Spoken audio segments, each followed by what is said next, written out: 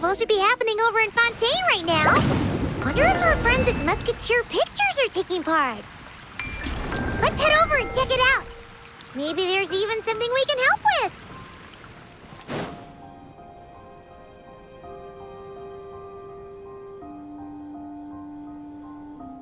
See? Told you they'd be here. Xavier! Oh, and Shiori and Furina too! Ah, Hydro Archon above! If it isn't my darling camera operator and clapper loader! A very happy Fontinalia festival to you as well! I'm guessing you came back to celebrate with us? Yep, and help out too! Even though the last festival had some unexpected hiccups, making the film was still super fun. Since you're all here together like this, you must be planning on entering the competition, right? Of course! A celebration of the entertainment industry. No one who's anyone would choose to sit this one out. It only happens once a year, after all. Fontaine Fashion Week might be more my speed, but the film festival brings in a lot of orders and boosts brand recognition, so I wasn't going to miss out either. A few new awards have been added this year, too. Best Director, Best Costume Design, and Best Camera Operation. Ooh, sounds like we've got work to do. Come on, tell us! What's Musketeer Pictures film gonna be about? Oh, about that. What's wrong, Xavier? What's with that look? Oh, man, you weren't scammed by some shady investor again, were you? No, even I'm not naive enough to fall for something like that again. Besides, thanks to the fine people here, Musketeer Pictures has more than enough funds to shoot without investors. And yet problems persist. Huh? What do you mean? Well, we were planning to replicate our past success and shoot a film based on a popular novel. But as we were holding auditions for the female lead earlier today, a striking young mademoiselle wandered in by accident. Her disposition was simply ethereal, the look in her eyes somewhat melancholic. Oh, I wish you could have been there. The awe I felt can scarcely be put to words. You had to be there, friend. No matter where she stood, it was as if her surroundings, even the air itself, turned into the perfect shot. Guess you found your lead actress, then? No, quite the opposite. My script is entirely unworthy of her.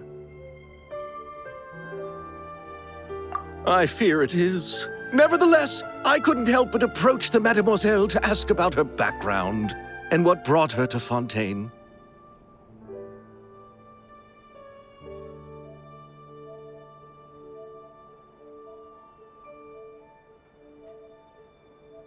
What did she say?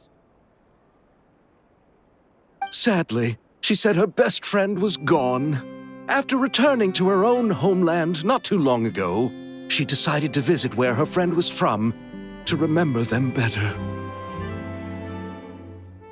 Oh, no wonder she looked sad. Yes, but that's when it struck me. Why not cast her as the lead in a film centered around her search for this old friend?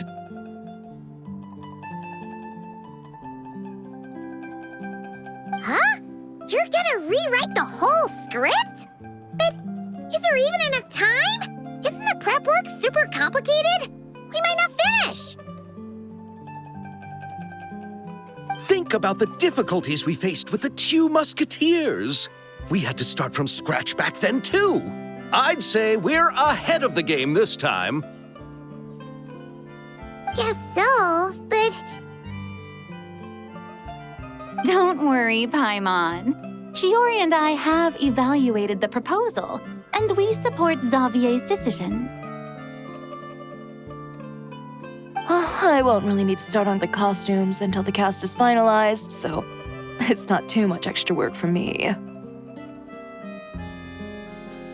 Oh, fair mademoiselles! How can I ever thank you? Finishing the script would be a start. You know, compared to a commercial popcorn flick, I do prefer the idea of shooting a more artistic film. One that leaves a profound and lingering impact in the hearts of the audience. I agree. True trendsetters are the people who dare to go against the grain. Wow! Leave it to Director Furina to have a vision. Honestly, though, the artistic passion of everyone at Musketeer Pictures is inspiring. Anyway, now that we've heard so much about this lead actress, Paimon's gotta know who it is!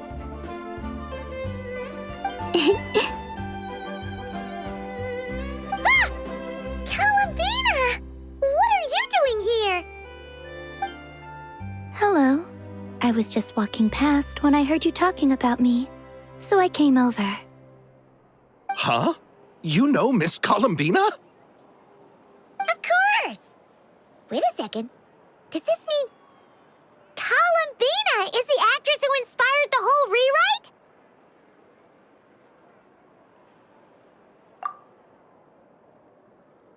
Yeah.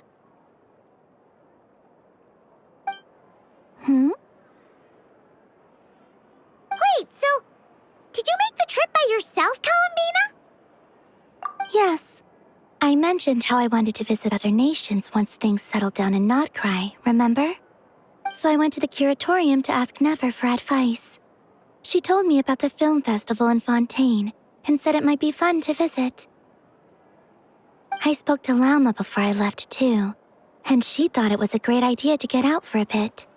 It's just, I received quite different travel advice from the two of them. Oh? How so? Well, Lauma told me to go out and experience new things and make new friends. What a wonderful suggestion. That's how a trip should be. What about Nefer? She said, don't trust anyone and don't talk to strangers. Yep, that sounds like her. I can understand that too. It shows this Nefer cares about you a great deal, Miss Columbina. Yes, so I plan on combining their advice. All I need to do is turn strangers into friends, and then I can talk to them. Huh. That kinda makes sense, but also not. Hey, Chiori. Oh, look who's back. Happy Fontinalia Festival, you two. Looks like we have a superstar in our midst. How about an autograph, Big Shot? Ha, very funny. All settled then? Yep, the Duke gave his blessing, and I cleared it with the Udex. During the festival, inmates with good behavior will get a chance to spend some time on the outside. Under the stringent supervision of the Special Patrol, of course. Risley! It's been a while. Happy Fontinalia Festival! Does that mean Veronique and her brother will be at the festival? During a specific window of time, sure. Doesn't hurt to give the inmates something to look forward to. A little sun'll do them some good, I think. This is a friend from your travels, I'm guessing. I thought I heard something along those lines. Right! We should make some introductions, huh? Chevros, Risley, this is Columbina, a friend we met in Notcry. Welcome to Fontaine, Miss Columbina. I bet the weather's been quite an adjustment. Yeah.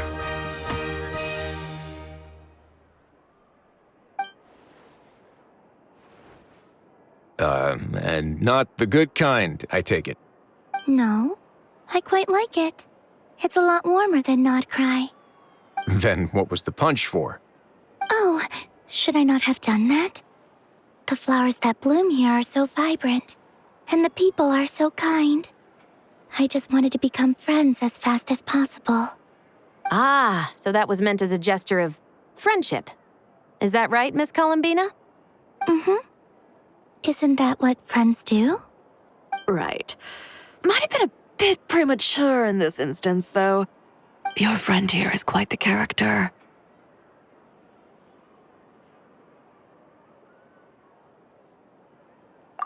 Good thing we said something. You weren't seriously gonna go around punching every single person in Fontaine, were you? No, just the ones I wanted to be friends with. That's not...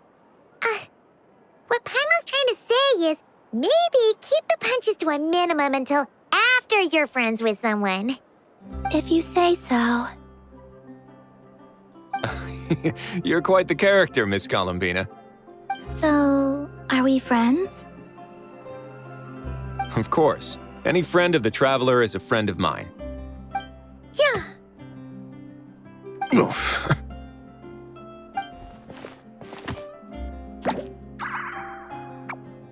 When it comes to friends, you sure know how to pick 'em. So Miss Columbina is the lead actress I've been hearing so much about. The whole thing about her aura is starting to make more sense.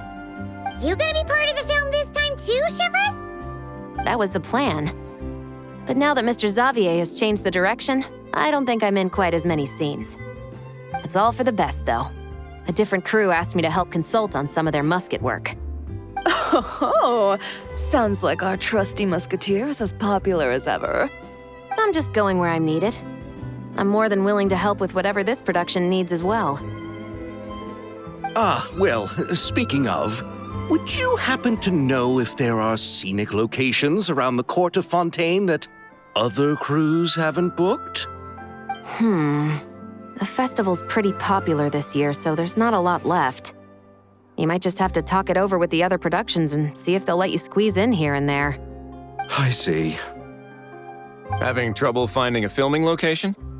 Yes, we made a last-minute decision to go down a different route, so the indoor locations we reserved are no longer a good fit. And it looks like all of the best outdoor spots have been taken. You know, I might know a place. Good views, good atmosphere, and no production team has snatched it up. That sounds perfect! Where is it? You want me to reveal it just like that? Come on, let it be a surprise. As much as that sounds riveting, I think we should divide and conquer. You go do that, and Director Furina and I will take Miss Columbina around the city to discuss lighting and styling. Is that all right with you, Miss Columbina? Traveler?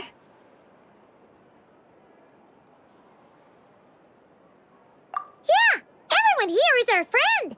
So don't worry about a thing and just focus on enjoying your trip. Okay. All right, then the Traveler and I will go check out this potential filming location. It might even give me some inspiration for the new script. I'll leave this to the Duke then. Until later, everyone. Maybe we'll run into each other on set. Okay then. Lead the way, Risley. Paimon's not built for suspense. Let's get this show on the road. Who said anything about roads? Huh?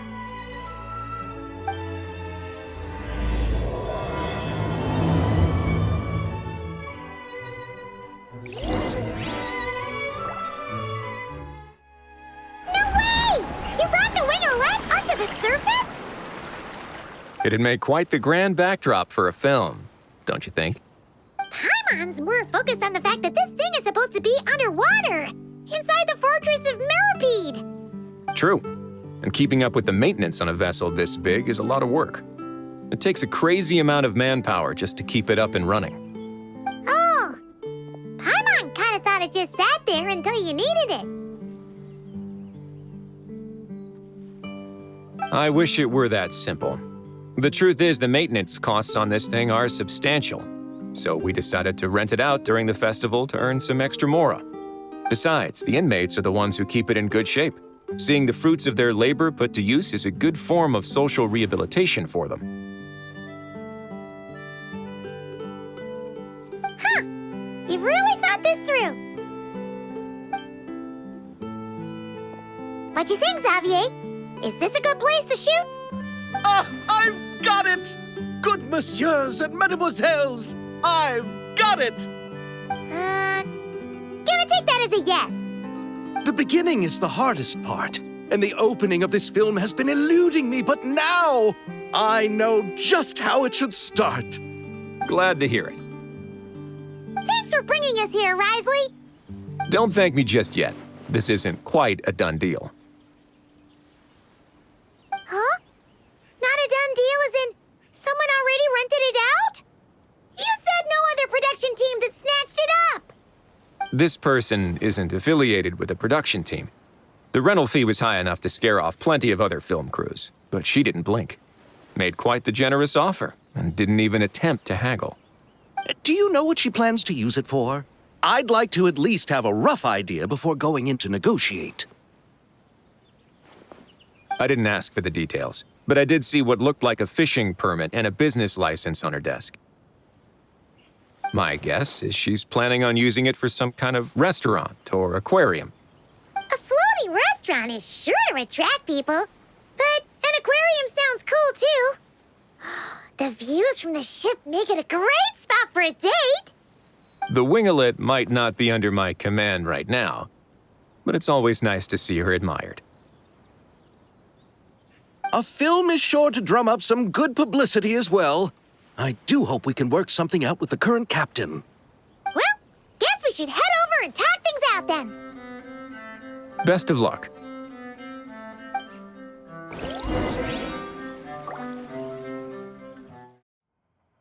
Wow! The Wingelet seems even bigger up close. The rooms are so spacious. Wonder who rented it out. Hello? Anyone there? Perhaps the captain had business to attend to elsewhere. But why rent such a massive boat just to have it sit here without even leaving so much as a note? Let's try again. Anyone there? Hello? Seriously? Right now? What is it gonna take to get some decent sleep around here? Is a nap too much to ask for? Sorry, the aquarium's closed for the... Huh?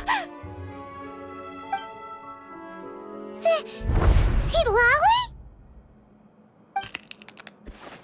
Traveler! Paimon! Hold on.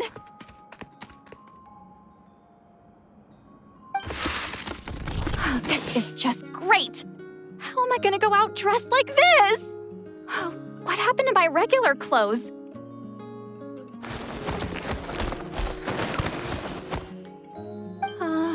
The wash! I put them in the wash after I drank too much and fell into the fountain. Oh, this can't be happening! Am I seriously gonna go out like this? Think we might have caught her at a bad time. Citlali! I don't want to hear it. Hear what? A single word about what I'm wearing. No comments, none. Is that clear? Oh, yep. Crystal.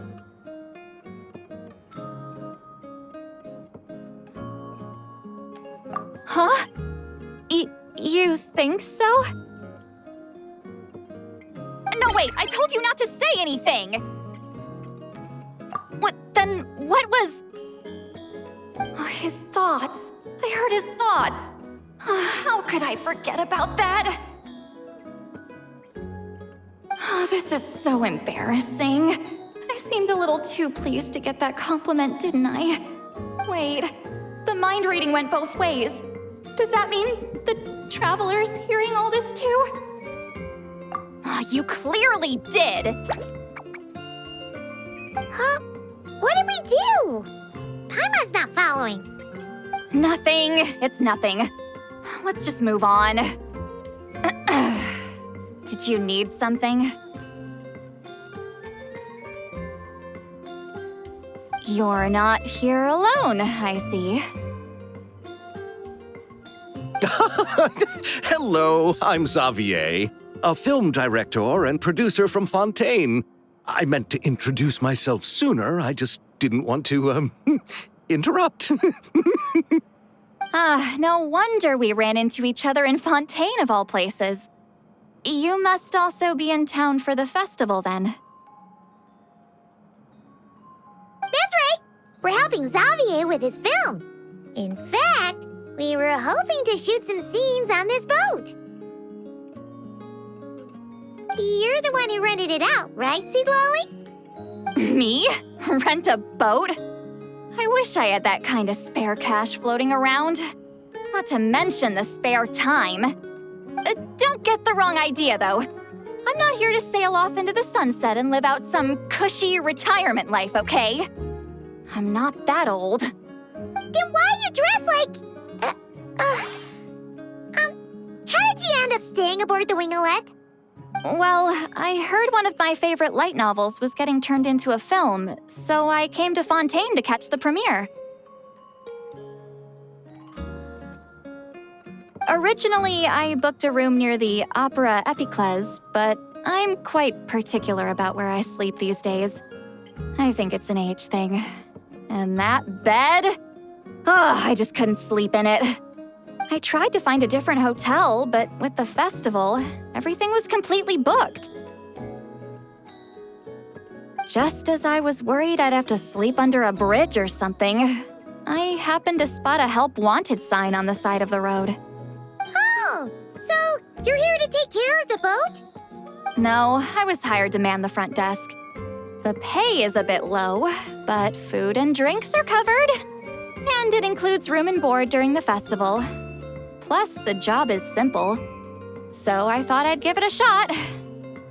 Wow! They actually thought you'd be a good fit, huh? What? You don't think I'm cut out for it? All I have to do is tell people the aquarium isn't open yet. Other than that, I'm free to do whatever I want. It's a pretty sweet gig. That's all? Yeah, I was also kind of shocked. But it's not a lie. Head downstairs and see for yourselves. There's nothing but empty tanks. Not a marine animal in sight. Did your boss mention anything about being open to film crews using this space? Our production was hoping to film on the deck for a few scenes. No. That never came up. You could just ask her. Oh, she's around? What kind of person is she? We should know what we're heading into. She's nice enough, I suppose. Pretty reasonable, too. Even offered for me to move to a bigger cabin if I was too cramped. Back at the Masters of the Night Wind, I'm used to being the one giving orders. But working under her doesn't feel like being bossed around. She seems to respect what I think. Wow, she sounds like a great boss. She did tell me she'd rather not be disturbed, though. She's been working on an important project, so I'd keep it brief. Got it. Thanks for the heads up. All right, the captain's quarters are this way. I can take... Wait. But I'm wearing... whatever. I doubt she'll care. Just follow me.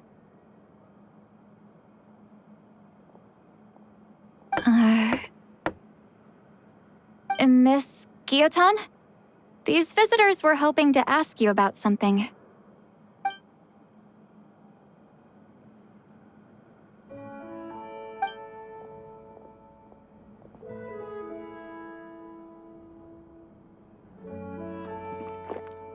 I thought I said to limit the interruptions.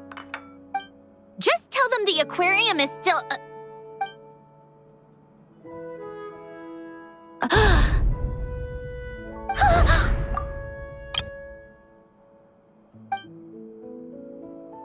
Sandrone? You're here!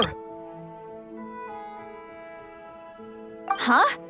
You know each other? Are you okay, Sandrone? Do you still remember us? Everyone was so upset after what happened. We all missed you so much!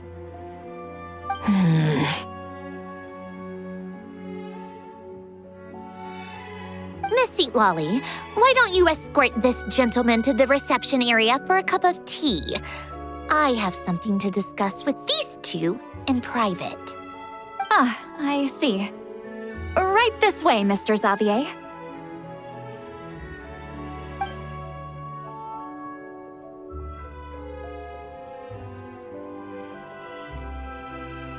Sandrone?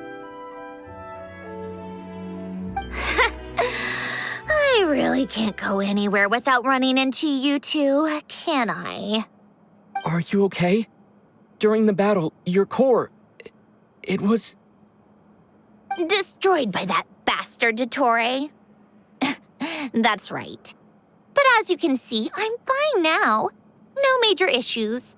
Or at least, there shouldn't be. Oh, what a relief! Oh, why didn't you tell us sooner? Or come back to see your friends? Now that I have the chance, I just want to say... Thank you for saving me. Huh? Don't get the wrong idea. I only saved you so we could complete that formula and defeat Dottore once and for all. Even if he did crawl back from the grave to make us all miserable again. That doesn't matter. You're still a hero. All right. But it wasn't just me. All I did was lend my brilliant mind to the cause and take care of one part of the plan. Although, I'm not denying it would have fallen apart without me. You got that right. You're amazing. But how did you go from From a lifeless pile of scrap to looking like this? Well, my mom was trying to put it a bit more gently, but yeah. Where do I even start?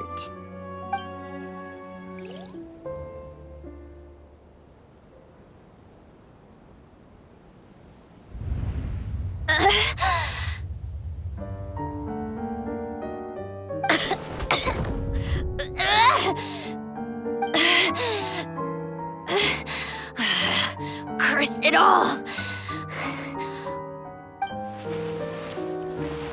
Where am I? Did we do it? How much time has passed? I'm not in one of that lunatic's experimental labs, am I? Wait, Fontinalia Decor. Books from the Research Institute. Phew. One thing at a time. Initiate self-diagnostics. Assess the extent of the damage. Cut power to compromised, non-essential components. Then reconstruct available action modules. Severe damage to the core. Dottore, you bastard.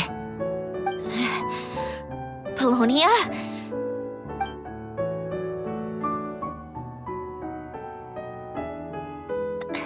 Polonia, wake up! Activate!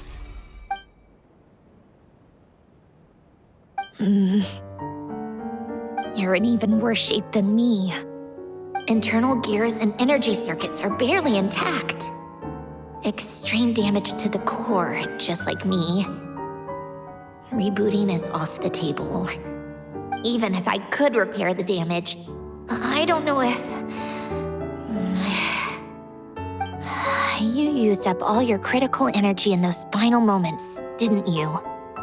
To protect the core of that guy in the hat and the numerological array. Wait, the array. Yes! The prototype is still here. But can I even run it in this state? Whatever. I have to try. I just need to confirm one thing. Activate the numerological array. Connect the computing core to my body. Just like I thought. It needs too much computing power.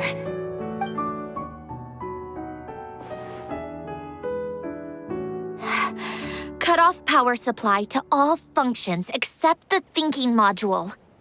Please. I just need to ask one question. Initiate query regarding the 3 moon sisters. How many living moon goddesses are there in possession of the Trilunar Authority? 1. It worked. You did it, Columbina. You made it back. But how did I survive? The self-diagnostics showed damage severe enough to shut me down for good. What triggered the reboot? A built-in message? Only visible after a core reboot. The final gift.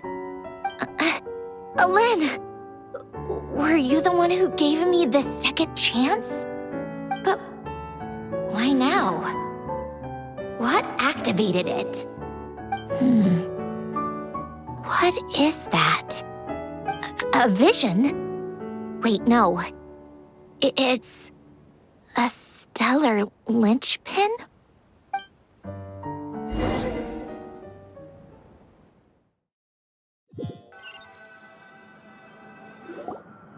A stellar linchpin? What's that? You can think of it as a rare kind of vision. As for what causes one to manifest, well, that's still unknown. But in Snezhnaya, or in Afatui's research at least, it's believed to have some connection to the third descender. The third descender? We knew his remains were used to create the Gnosis, but this is the first we're hearing about a stellar linchpin. You knew about the remains? Right, of course. Look who I'm talking to. Yes, the heavenly principles used the remains of the third descender to create the 7 Gnosis as a means to consolidate the Archon system. Visions result from that same system, so extrapolating from there, it's clear that the manifestation of a vision is also, to some extent, related to the third descender. Still following? For those that wield them, visions serve as a means to channel elemental power. The same is true of stellar linchpins. The difference is that, when wielding elemental energy, stellar linchpin users often exhibit a unique kind of power that seems to come from beyond to that. It's believed that, when a stellar linchpin manifests, impurities from the remains of the third descender get fixed in place. Hence, the name. That's also believed to be the source of the strange power I just mentioned. We've heard that visions can appear when someone has a really strong wish or desire. Stellar linchpins sound kind of similar, so does that mean... Huh?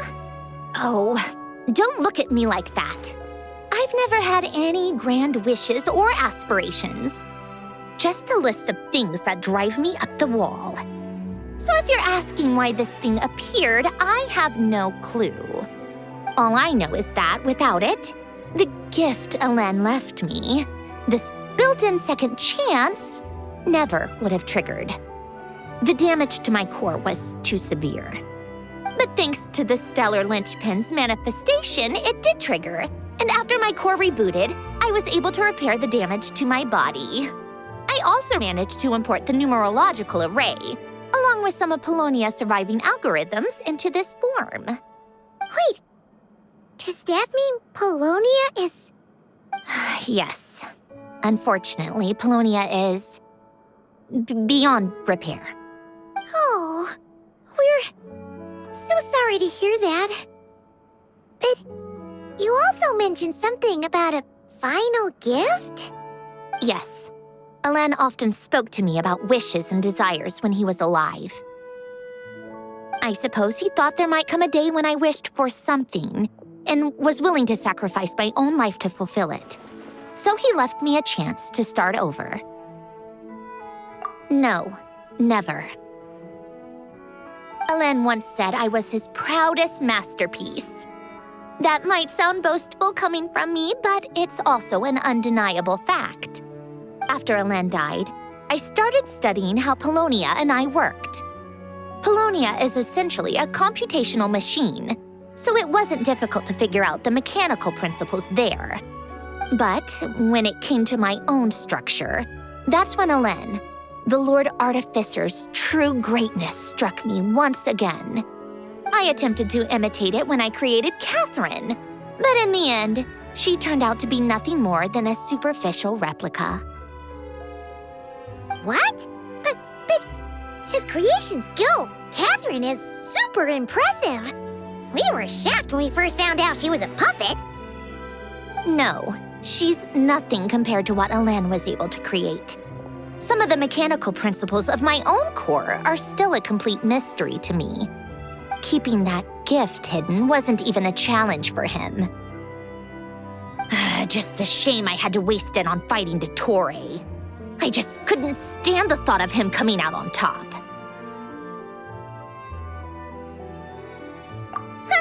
If you put it that way, the world owes me a whole lot then, doesn't it? Wait, but all this still doesn't explain what you're doing here. Risley said you rented the ship and even had some kind of fishing permit? That's because I'm trying to go back to the place Alain and I lived when he was alive. My former home, I suppose you could say. The second chance wasn't the only part of the gift. According to the message, Alain left me a few other things that are stored in the house we shared together. I'm hoping that whatever he left me can help fix certain anomalies in my rebooted core. And help me understand why I received a stellar linchpin in the first place. Okay, so go back then. What does that have to do with fishing? And to think I'm talking to the saviors of Fontaine. Did you forget that the water levels have been rising for centuries? I can't just go back to the place I used to live because now it's underwater. Oh, right. With the rising water levels and changes in terrain, it's not just a matter of finding where it is, but also clearing away any sediment or debris. But Fontaine law prohibits unauthorized individuals and organizations from excavating underwater ruins. A Melazine caught me the minute I even made an attempt. Why not apply for authorization then? And face the endless slog of Fontanian bureaucracy. No thanks. Besides, I'm a Fatui harbinger. The diplomatic implications alone would be enough to give the gestionnaires at the Palais Mermonia a headache. A fishing permit, on the other hand, isn't difficult to obtain at all. Minimal paperwork required, and under the name Guillotin, the application was a cinch. So you're exploiting a legal loophole? Am I? That underwater home belongs to me. If I happen to chance upon it while doing some fishing, what's the issue with that? Of course, I do have to catch some fish to put in the aquarium, just in case the gestionnaires come to check up on things. That's also the reason I hired someone to man the front desk. Huh? But isn't that kind of a waste? He went to all the trouble of getting a business license and rented out this giant ship, just for show? If you want to run an aquarium that bad, be my guest. Use the facilities however you want. I'm certainly not going to stop you. All I want is to go back home and see what other gifts Alain wanted me to inherit. Hold on. Enough about me. What are you two even doing here?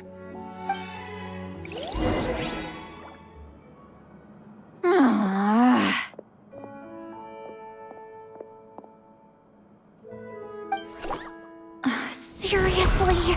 They've been in there forever. The reaction when they saw each other was strange, to say the least. They're lucky I was nice enough to leave the room and give them some space. Back in the Masters of the Nightwind, I'm the one who gets to kick people out.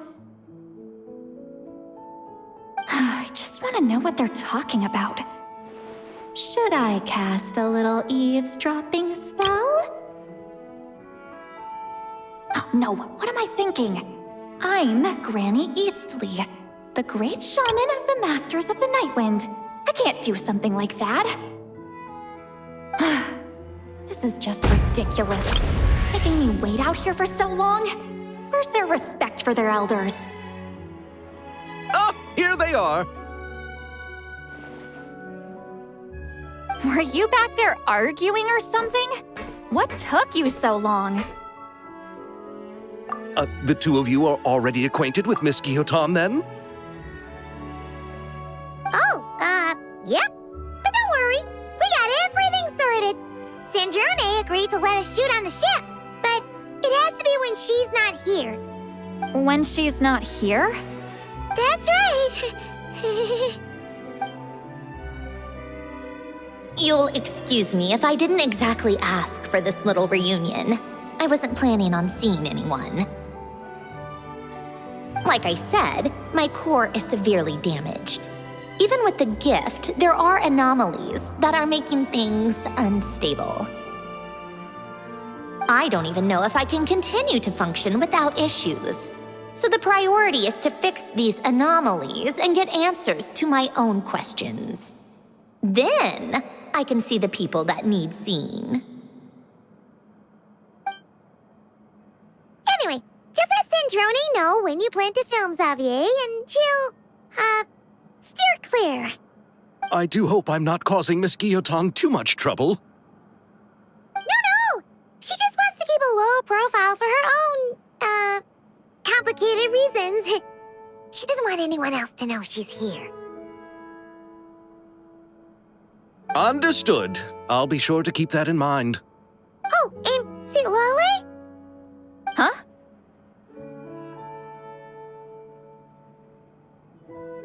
You mean Miss Guillotin? What does she want? Oh, please don't let it be about the pajamas. What? The 7th of the Fatui Harbingers? Why are you telling me all this? I asked the Traveler about you, and I've decided it's best to be open in this instance. I can understand if you would rather not work for a Harbinger. Regardless, the room on the ship is yours to keep. You're an acquaintance of the Traveler, and I plan to honor that. Wait, she's actually nice? It's not a problem. The captain also worked for the Fatui, and he helped Natlan a great deal. We know that there are good people among your ranks. Besides, I've been around long enough to know what it means to earn one's keep. This isn't Natlan, and I don't expect special treatment. Besides, sitting at a desk isn't exactly backbreaking work. I appreciate that perspective, great shaman. Citlali. Just call me Citlali. That title makes me sound so... old. Well, Citlali, the Traveler and I are looking for something, so we'll be heading underwater together soon. I'll leave the ship in your care while we're gone.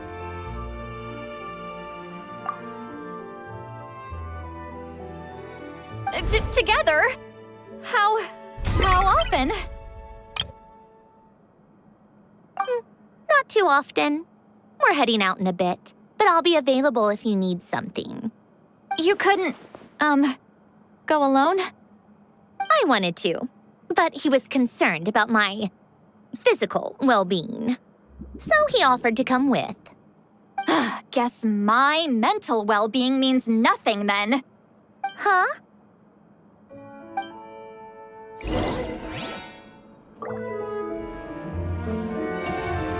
Just be quick about the whole thing, okay? Miss Guillotin is so generous. We talked it over, and she agreed to let our crew come over and do some test shots while you two are out.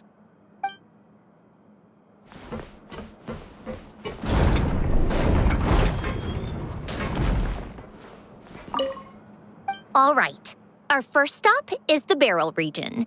After Alain left the Fontaine Research Institute, he lived in seclusion somewhere around there.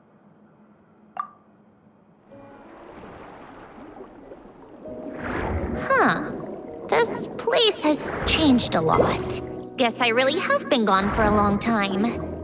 Let's look around and see what we can learn. Oh, and don't forget to catch a few to take back. We need to keep up appearances, remember?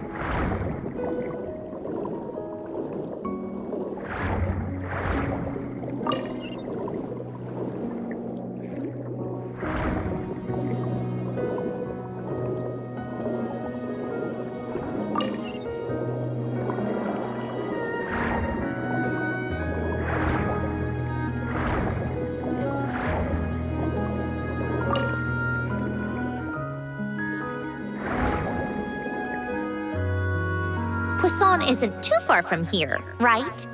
It's all a bit nostalgic, I guess. Back when I lived here, all this was still above water.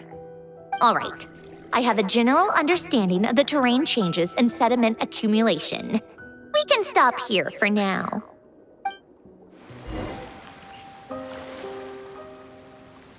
That went smoother than expected. I appreciate the help. No problem. You doing okay though, Sandrone? Seeing your home look nothing like you remember, that can't be easy. I'm fine. Times change. People change. That's the one thing you can actually count on. I made peace with that a long time ago. You should head back and put them in the aquarium tanks. We finished ahead of schedule, so your crew is probably still on the ship. I'll follow in a bit. Right. Xavier said he was gonna test out a couple of shots. I'm sure. I want to take another look around on my own. Okay then. Want us to let you know when the filming is done? No need. Columbina relies on Kuvaki to perceive her surroundings. In Nodcry, her senses are heightened because Kuvaki is everywhere. But here, as long as she doesn't activate her abilities, her range of perception should be equivalent to an average person's line of sight. I figured that out back in Snezhnaya. That's oddly specific. I have hiding from her down to a science. So, what? Things might be a bit different now that she's merged with the Moon Sisters, but I doubt there's been a drastic change. The point is, you two can head back. Don't worry about me. Okay, if you say so. Come find us on the ship if you need anything.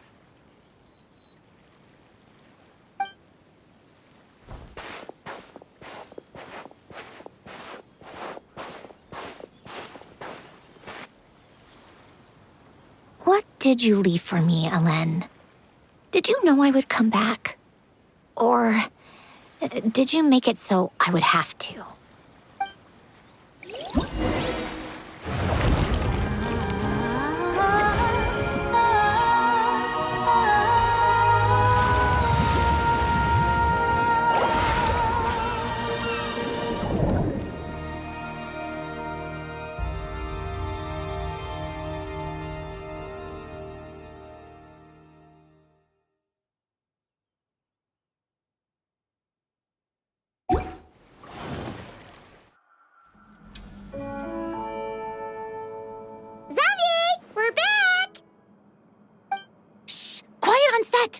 They're filming over there.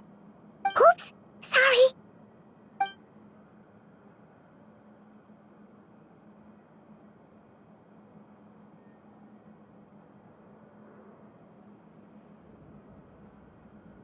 What's your take, Detective? Bullet wound to the chest. Gunpowder residue on the clothes. The victim must have been shot at close range. You think it was someone they knew? Yes.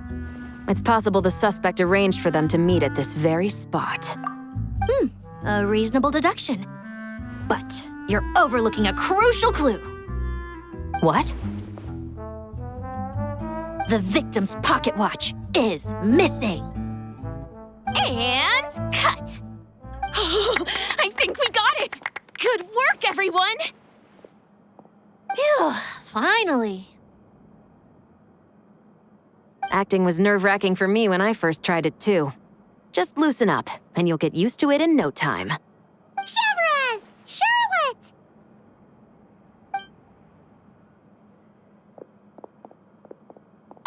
Hello there, you two. You're filming here too?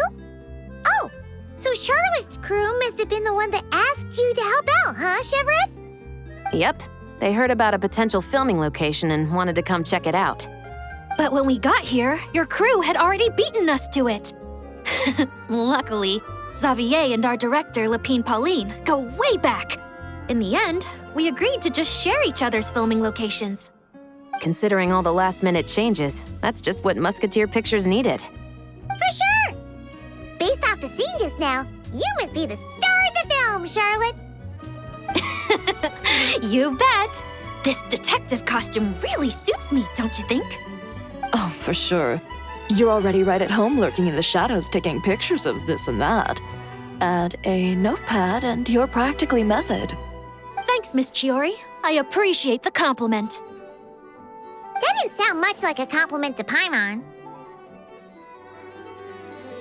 So this is a film set?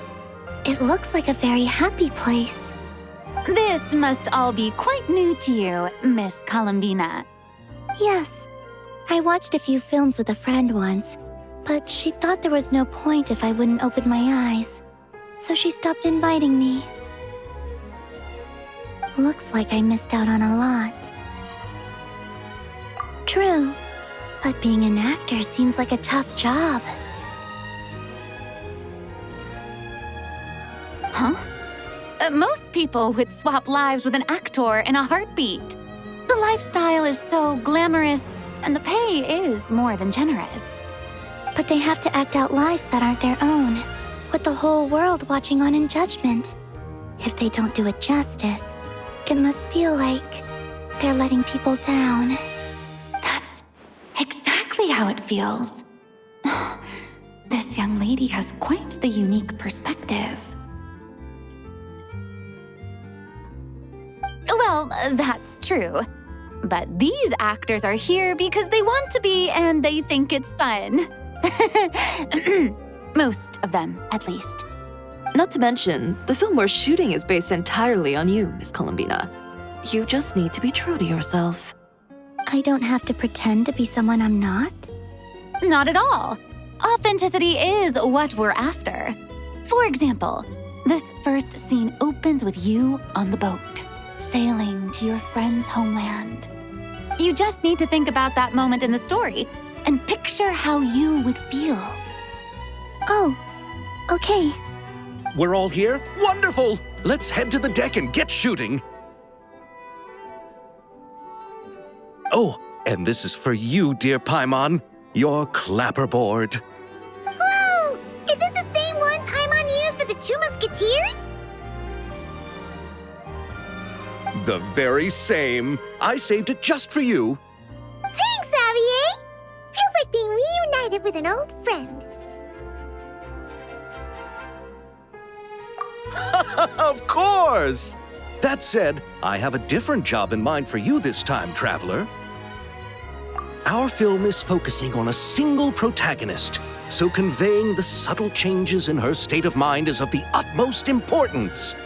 In addition to the actor's own performance, another way we can convey that is through lighting. Huh? But there's already a lighting specialist, isn't there? Yes, but it's clear the Traveler and Miss Columbina share a deep bond. You might have a better chance of understanding her frame of mind in certain scenes. Oh, that makes sense.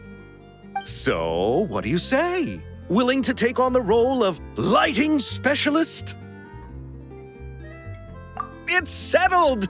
I leave the job of translating our leading lady's inner thoughts in your capable hands.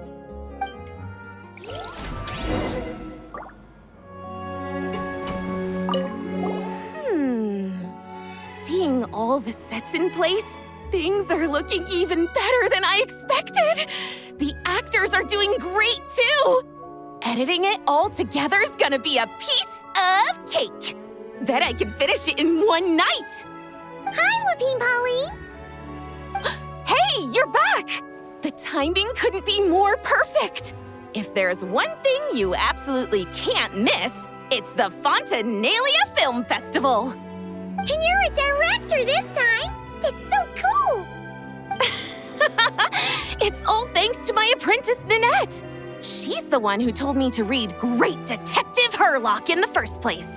And then it struck me. This would make a great film. What about your savings, though? You didn't... Yep, I went all in. Paimon was worried you'd say that. Oh, relax. It's different this time. I met director Xavier back during my camera outsourcing days, so I got to know the industry a bit. I know exactly what our film needs and what the fans want to see. So be sure to check it out. I'm confident we've got a winner on our hands. Sounds like it. But we've got some filming chops ourselves. It's definitely still anyone's game. Then may the best film win.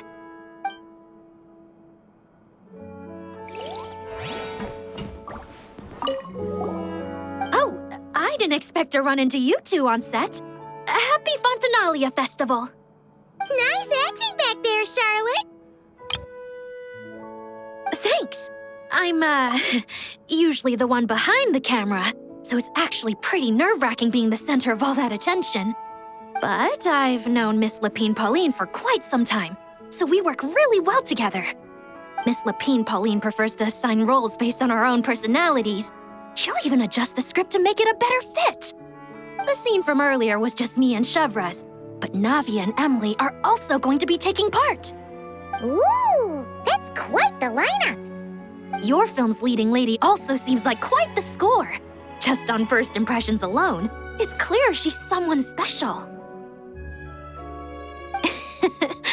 Guess we'll just have to wait and see who wins Best Picture and gets to go home with the Furina Award.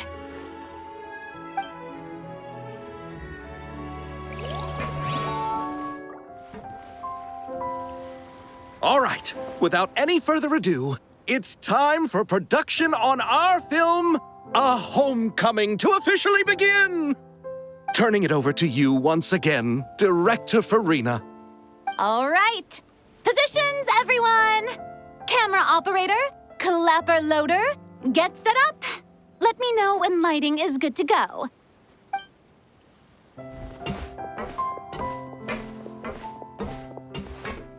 All you need to worry about, Miss Columbina, is hitting your mark. Other than that, just focus on immersing yourself in the emotions of the moment. Okay. Good. Lighting, are we ready?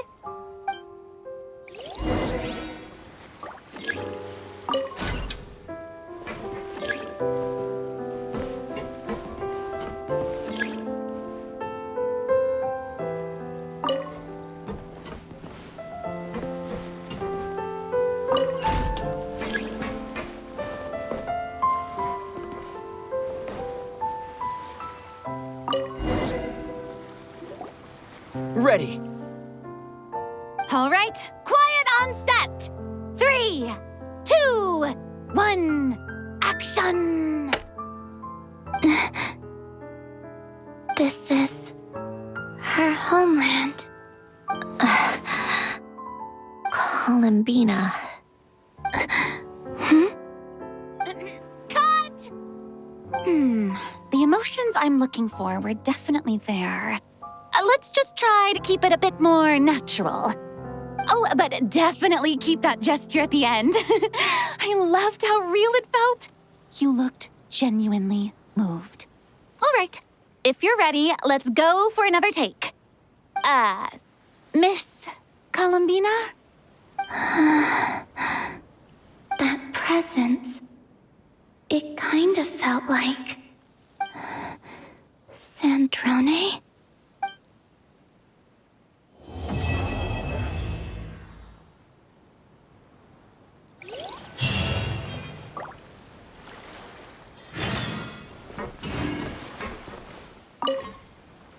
Terrific performance, Miss Columbina. Truly excellent work. Thank you, Director Furina. You really don't mind me not taking off my eye mask? Not at all. Xavier and I already talked it over. The character is based on you. so there's no need to change what you're accustomed to doing. Besides, the mask could become one of the defining traits of our film's leading lady. Just like you suggested, we'll leave the reveal to the more important moments.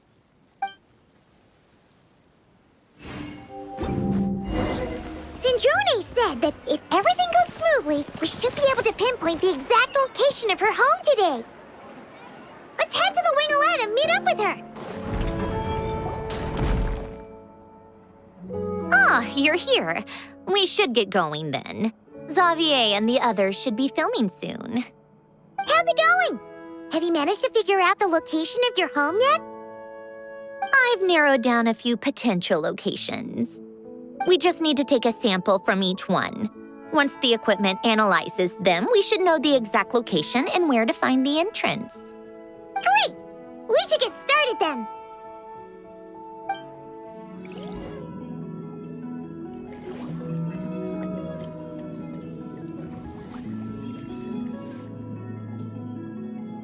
All right, let's get a move on. That should do it. Let's head back. The filming should be just about done. We made good time. We might even know the location by the end of the day. You sound pretty happy about that. Do I? I suppose I've just had enough of these anomalies I've been dealing with. The sooner I can fix them, the better. Anyway, enough chit-chat. We have work to do. Oh, but let's head in through the side door. I don't want to run into the crew on the deck. All right, now we just need to wait for the results. Since we have some time to kill, I suppose I might as well see how this aquarium of yours is coming along. You seemed quite enthusiastic about it, after all. It's really coming together.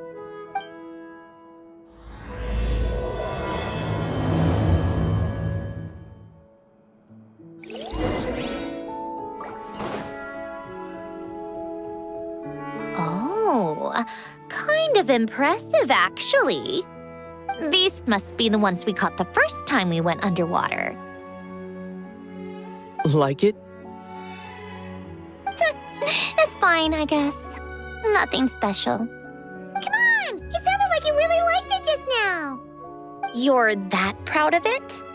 Is this a sense of accomplishment or something? Well, yeah. And it's pretty. You know it's gonna be gone soon, though, right? What do you mean? After the festival, this ship will be returned to the fortress of Meropide, and this aquarium will be no more. So? So, no matter how much work you put into this place, once the festival is over, it's all just going to disappear. But not making the most of it when we have the chance is an even bigger waste. But if you know it's all going to be gone one day, why even bother? Well, because...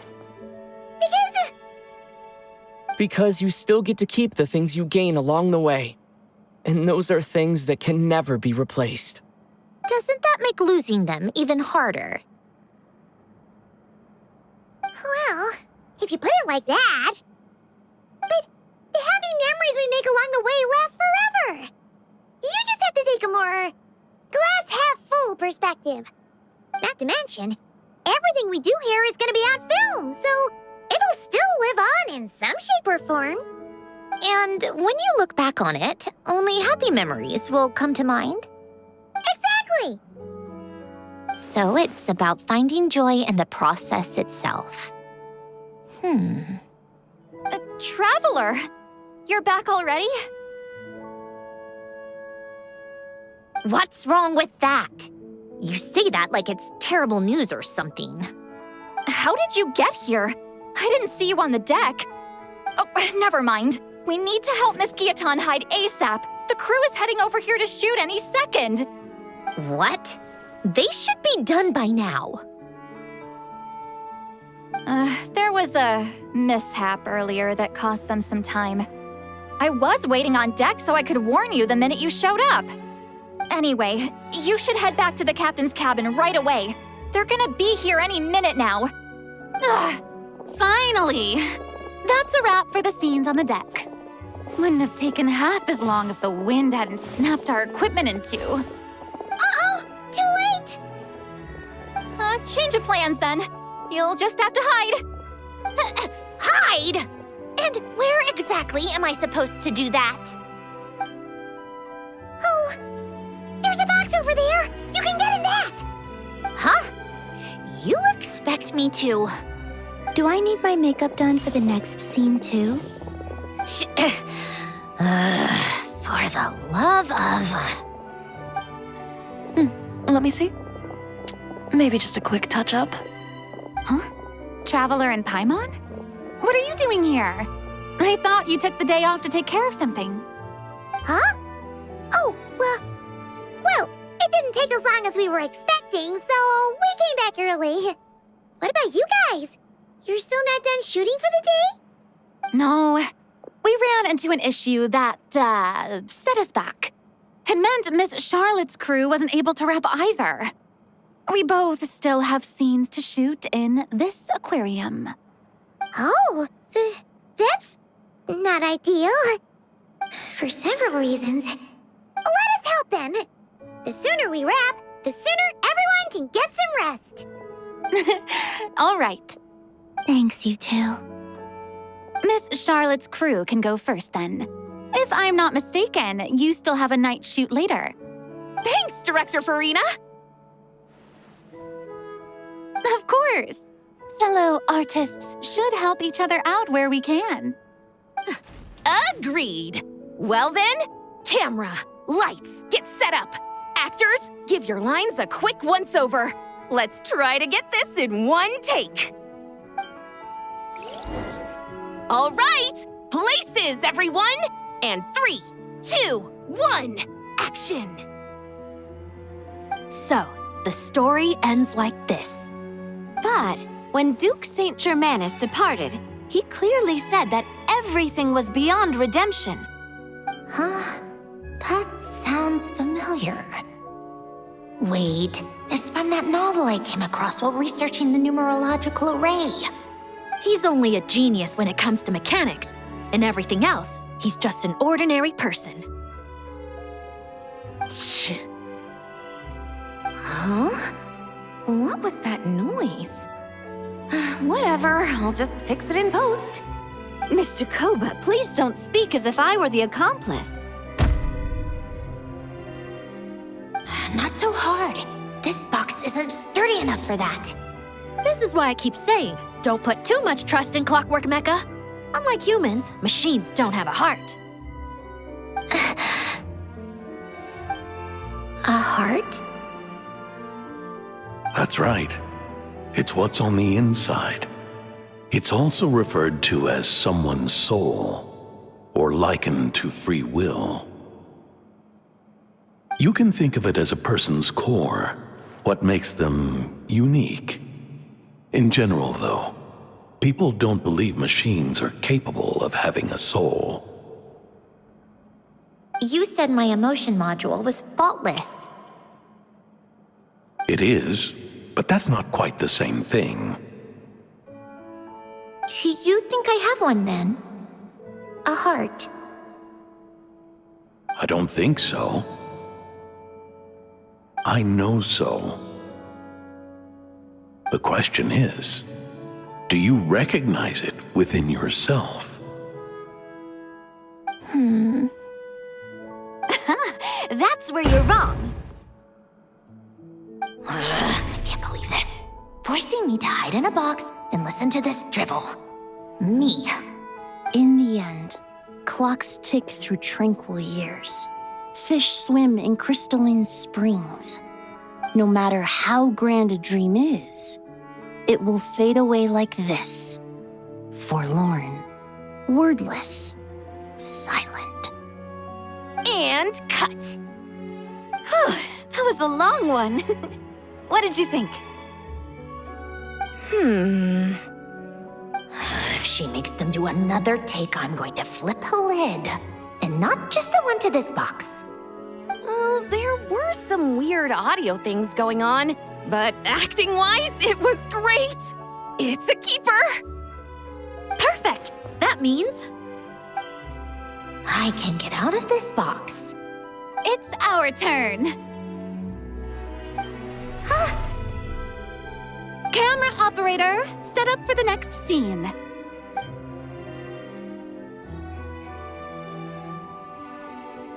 In this one, our protagonist peruses an aquarium in a foreign land and gets swept up in memories of her friend. So, in terms of lighting, that's the vibe we're going for. Got that? Shoot, Paimon thought there'd be a break and Sandrone could slip away. What are we gonna do now?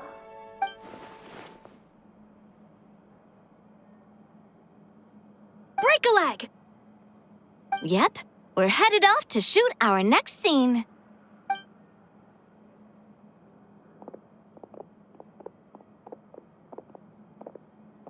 All right, quiet on set. We're about to start rolling. Ready, Miss Columbina? Miss Columbina? I think she would like this. Quick, we should roll on this. It doesn't forage with the others or prey upon its smaller kin.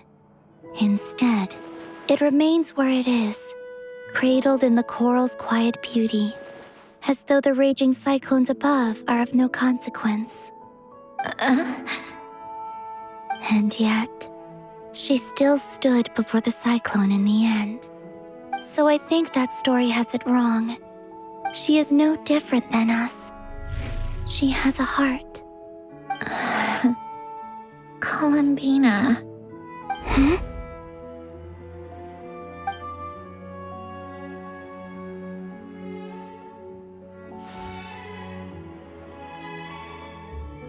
Uh-oh, is she onto us?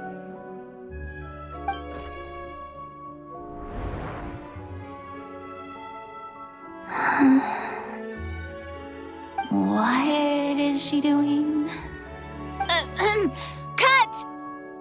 You okay, Columbina?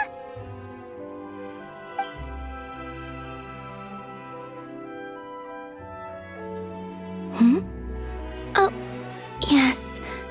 I just thought... Why don't we take a short break?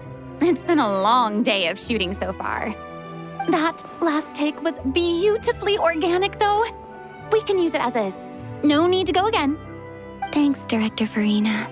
But I'm fine to continue. You're sure? In that case, let's shoot some quick B-roll. Then we can move to our next outdoor scene.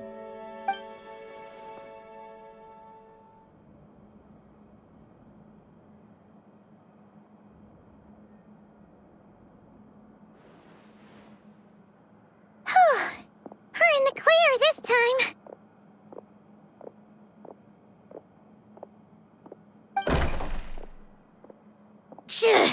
Ugh!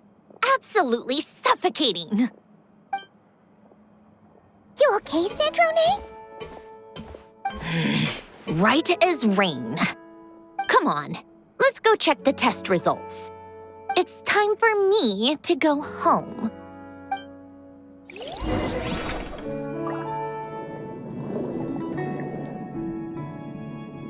All right, it should be around here. Give me some space. I'll activate the water insulating mechanism.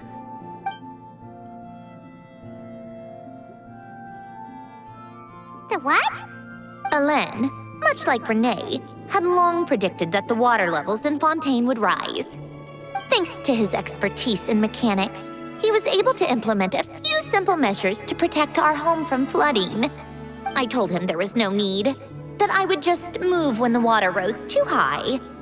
But it would seem he knew a day like this would come.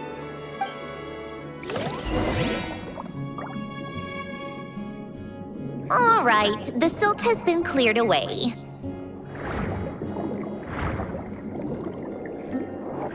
Go activate the mechanism for the first sluice gate. That will fill the empty middle chamber with water.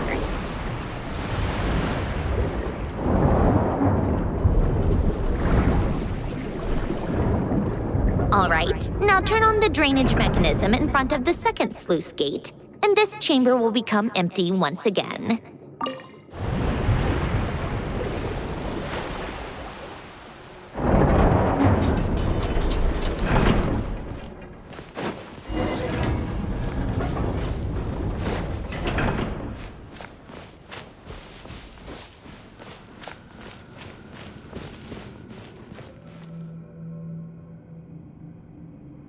So, this is where you used to live? It's beautiful! There's even a garden! Back when I lived here, it was my job to tend to the potted plants and flower beds. Still growing strong even after all this time. Who would have thought? If the weather was nice, I would take Alain out in his wheelchair and we would go for a walk. Before long, we started bringing Polonia along too.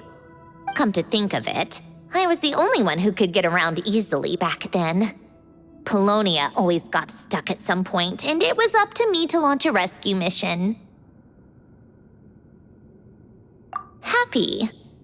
I suppose they were. Uneventful, but pleasant. Repetitive, but peaceful.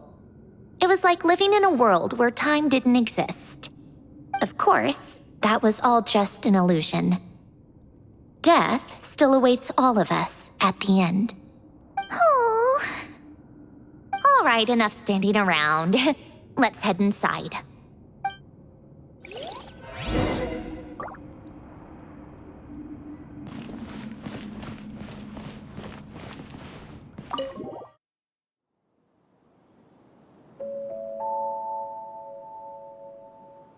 Yep, this place is exactly how I left it. Nothing has changed.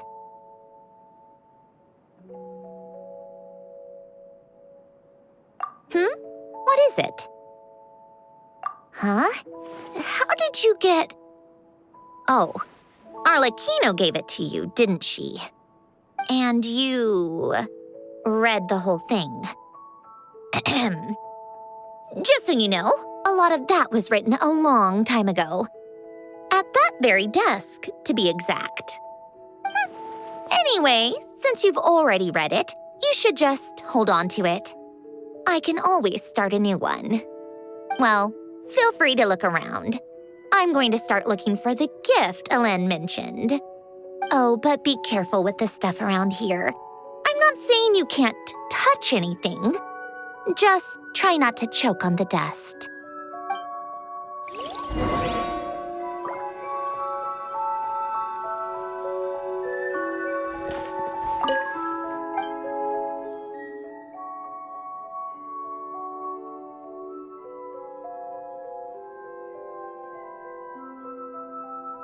Oh, I played with these when I was little. During the first few months after I was created, I mean. At first, Alain and I would play together, but it didn't take long for me to become unbeatable. So, Polonia and I played together instead. Yeah, these don't look like Paimon's kind of games. Logic and math puzzles? Those happen to be my specialty. It's been so long. What do you say? Should we play a few rounds? Let's go with this one. The gears on the left are stacked from largest to smallest. The goal is to move them to the other side in the fewest number of moves. Just remember, you can't stack a bigger gear on top of a smaller one.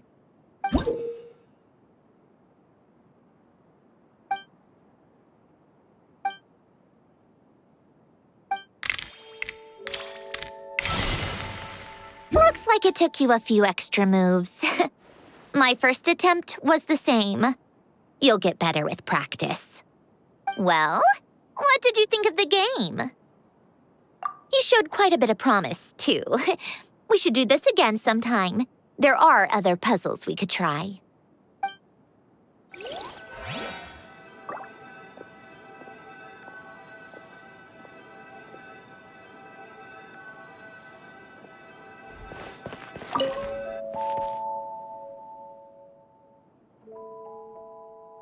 Oh, these are some of Alain's drafts from his later years. casual doodles, really. And these are just some unimportant letters. I couldn't be bothered to sort through them before I left.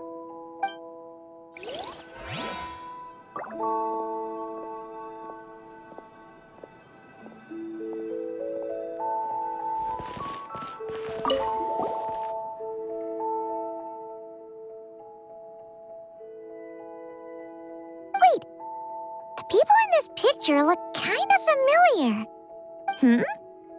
Oh, this was taken when Alain and Renee were both still at the Fontaine Research Institute, before their falling out. In his later years, Alain would often sit by the fireplace and stare at this picture, wearing an expression somewhere between guilt and longing. He said he sometimes regretted not helping his friend when he needed it most, even if just to stop him.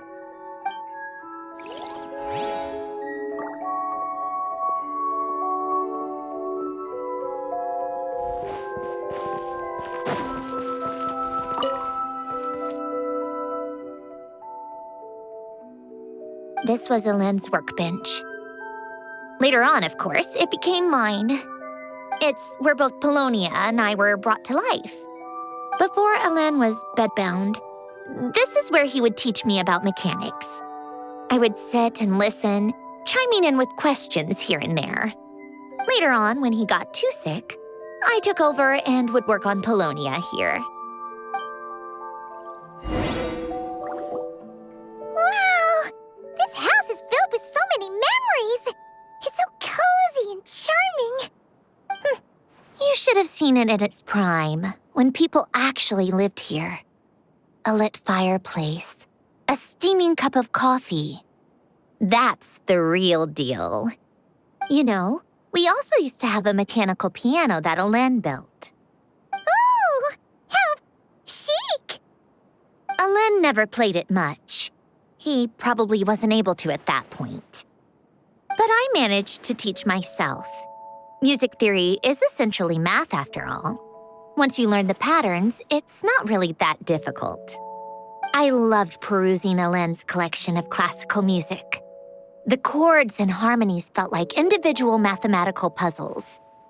It was fascinating, so I did some composing as well. But as Alain continued to deteriorate, even the sound of music began to grate on his nerves. So I got rid of the piano. Aww. Back then, I assumed a piano was like an ordinary clothing rack, commonplace in every home and easily replaceable. It was only after I left that I realized how hard a good piano is to find. Enough about that. Alain's gift should be just in here. The only things undisturbed before I left were a few of his personal belongings.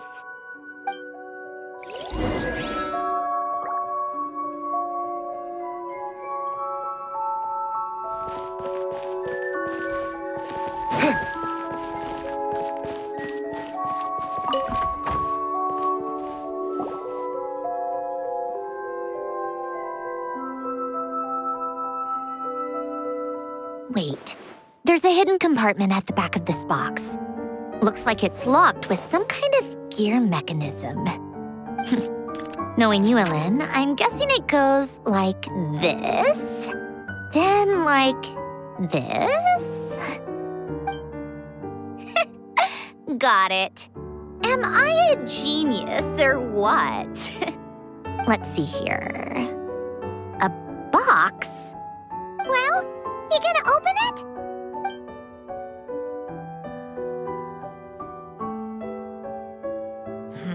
It's heavier than I was expecting. Just how much stuff is in here?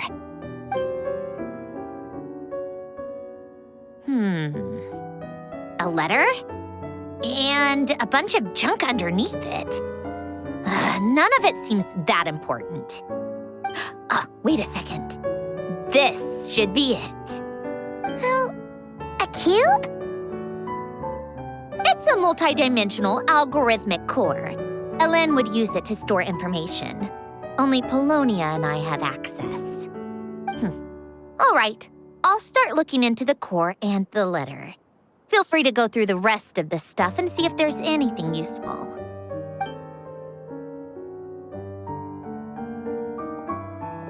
Okay. Hold on. There's another picture in here. This one has writing on the back. A snapshot of you playing among the plants shortly after you were born. You seem to like these flowers a lot. May you grow and flourish just as they do. Huh? Wow! Look how happy you are in this picture. You've changed a lot since then, huh? What's that supposed to mean?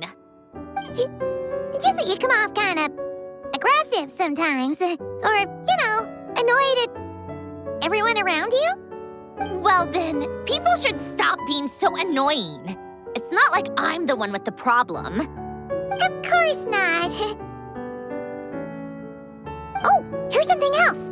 Looks like a piece of paper torn out from somewhere. Today, I solved another math puzzle and made a breakthrough on a construction problem the Institute has been stuck on for years. Am I a genius or what? No, wait, that's From now on, I should have people address me as Her Highness the Clockwork Princess, Unraveler of all reason.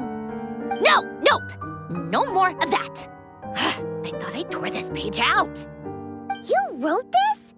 Then how did it get... Wait, there's more writing at the bottom. You seem to have developed a distaste for this particular entry, considering I found it in the trash.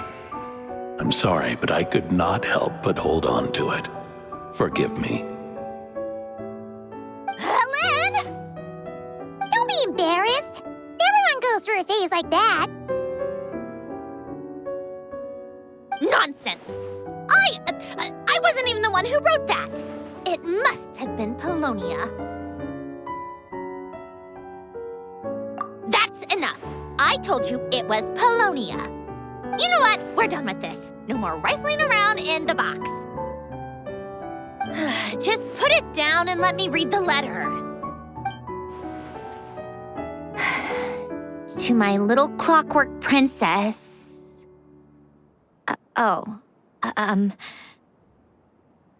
Not another word. Got that?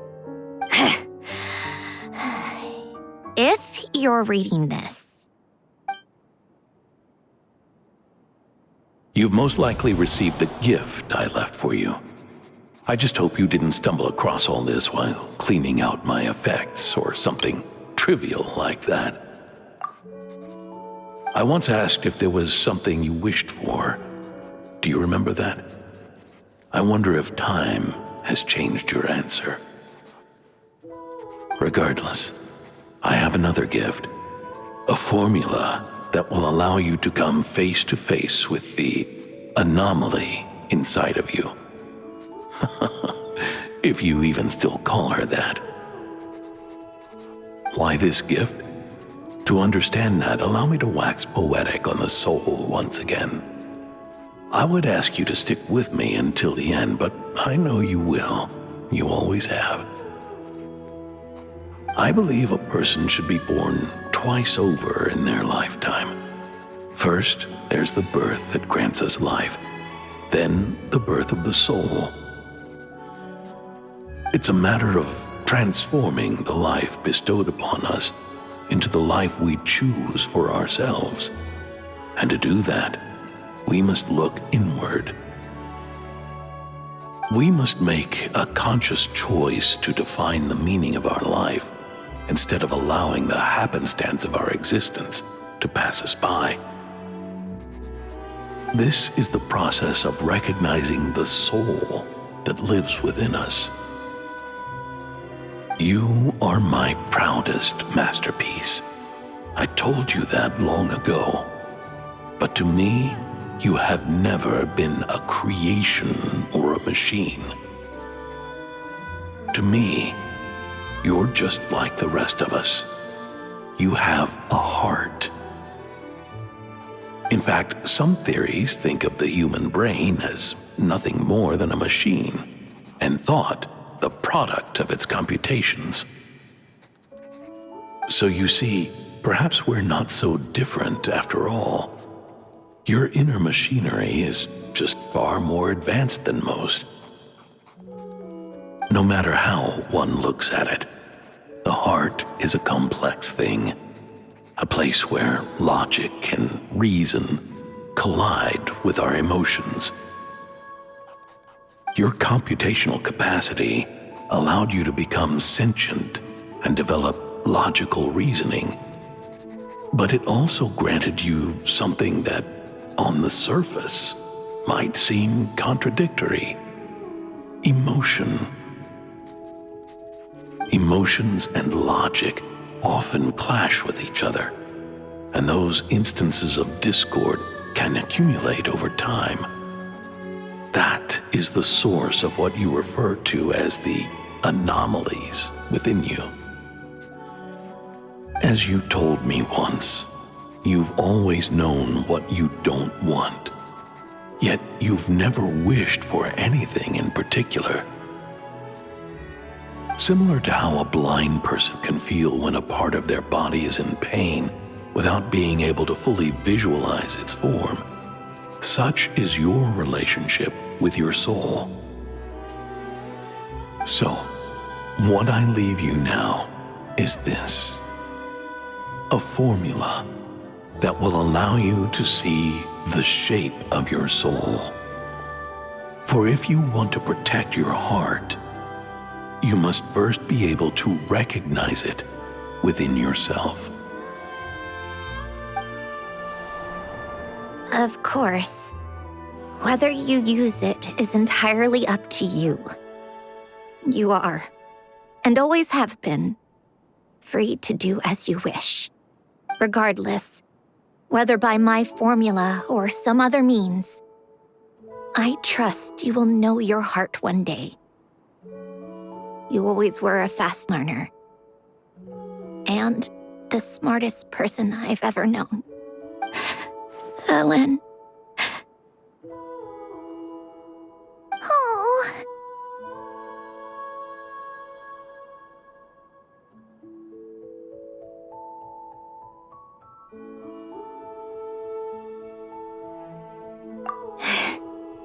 I'm fine. I've already figured out how this formula works. Let's get out of here and then we can use it. You made up your mind already? You're gonna do it? Why wouldn't I?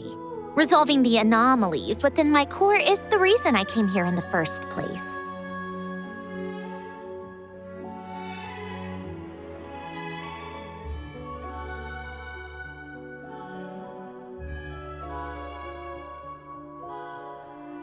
No, I can do this on my own. But, do you want to watch? What do you mean? I already know what anomaly I need to resolve. Like Alain said, she's an amalgamation of all the times my logic algorithms have clashed with my emotions. And by resolve, you mean that literally, or...?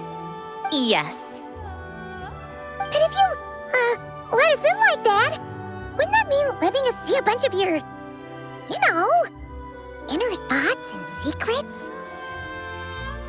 If what Alain said is true, then I'm about to be... born anew, or whatever. This is your chance to be lucky enough to witness it. Besides, you already read my whole diary. When it comes to keeping my innermost thoughts to myself, well, I think that ship has sailed. You're really sure about this?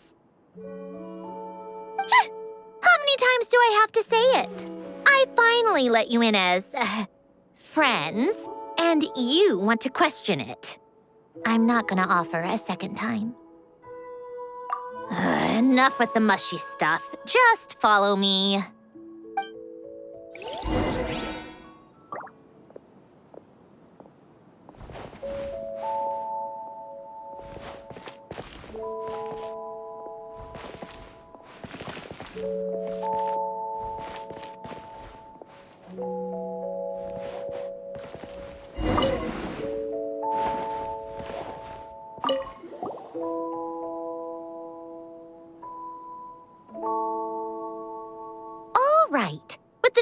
numerological array, I can construct a simple formula that will allow you to experience what I see and hear in real time. Oh, just like Citlali's sense-sharing technique. Been there, done that. Sounds like that shaman has some tricks up her sleeve. The arcane and the mathematical are both fundamental laws of this world. Being able to achieve a similar result through both isn't surprising. Anyway, let's get this show on the road. But no comments from the peanut gallery, okay? I know I offered, but I still don't want any interruptions.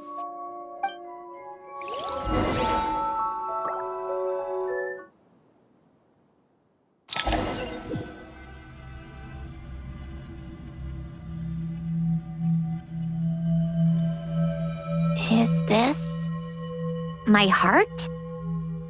No, it's probably just the result of Alain's formula. A space dedicated to resolving anomalies. Huh. But it looks like the walls are all mirrors? You made it. About time. Is that me? From the past? You just spoke of anomalies. Well, here I am. What happens when emotion contradicts reason? Shall we sit down and talk?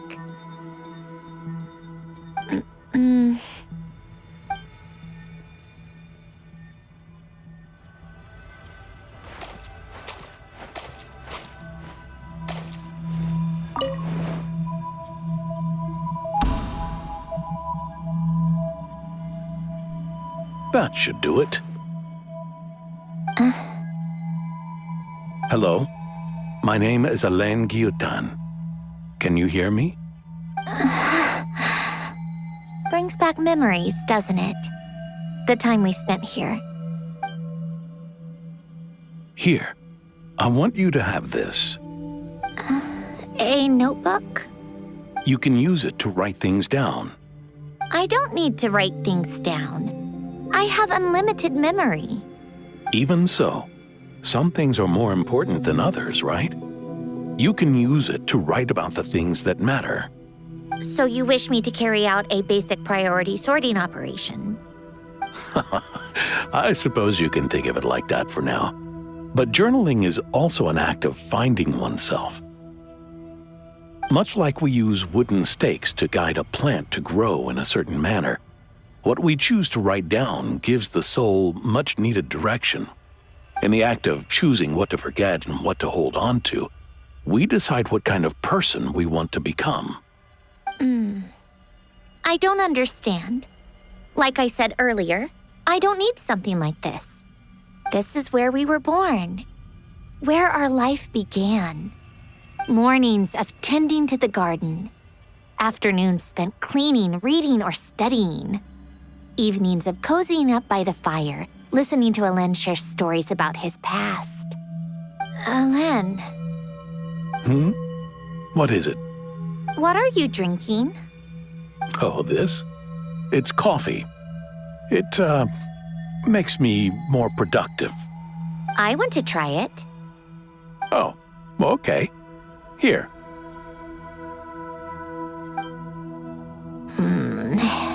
Bitter. Speaking of, why did you design me with senses? Taste, smell, touch. Well, I'm not quite sure. It just felt like the right thing to do. I suppose I hoped you might have a life of your own one day, and that you deserve to experience all life has to offer. Oh. Still bitter. But the smell is nice. I thought those peaceful days would go on forever. You know that's not possible. Maybe. But how was I supposed to know the end was just around the corner? That was just bad luck. Was it? Well, it certainly became a pattern, now didn't it?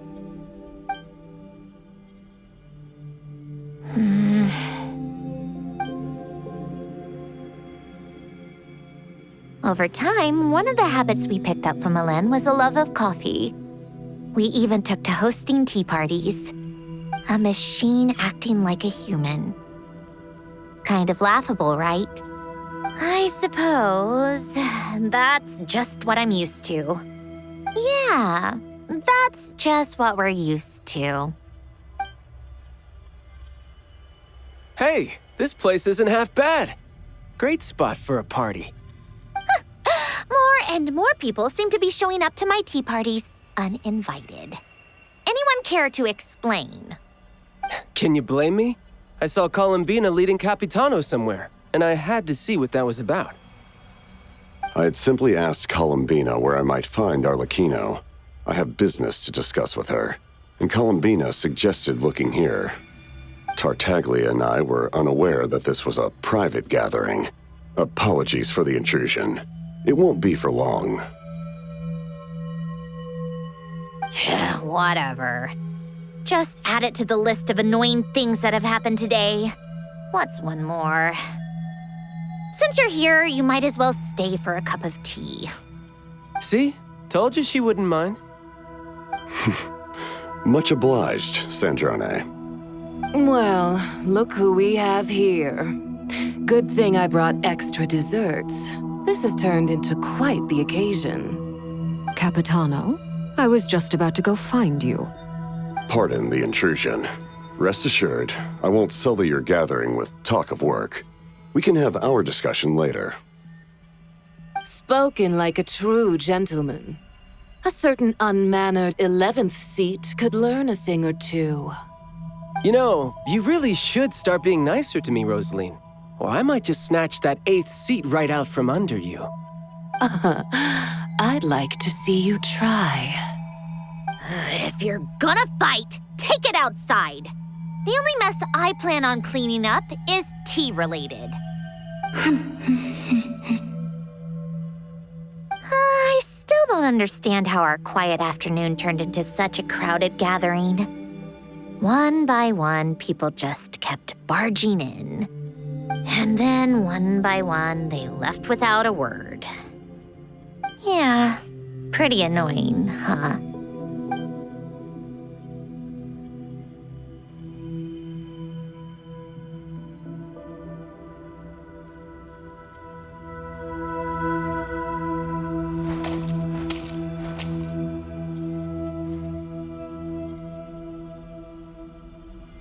Of all my days with the Fatui, the times I spent with you, Arlecchino, and Rosaline, they were my favorite. Goodbye, Sandrone.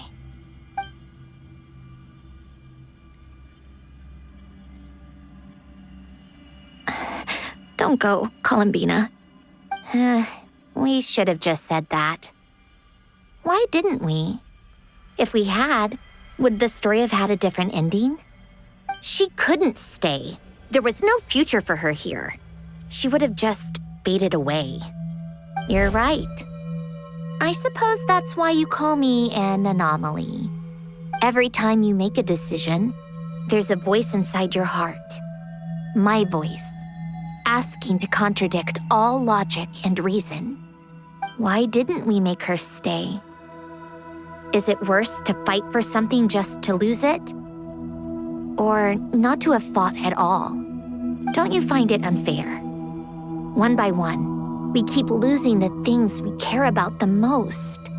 But in the end, whether I want to fight for something or cry over all we've lost, you just push it down and pretend not to hear.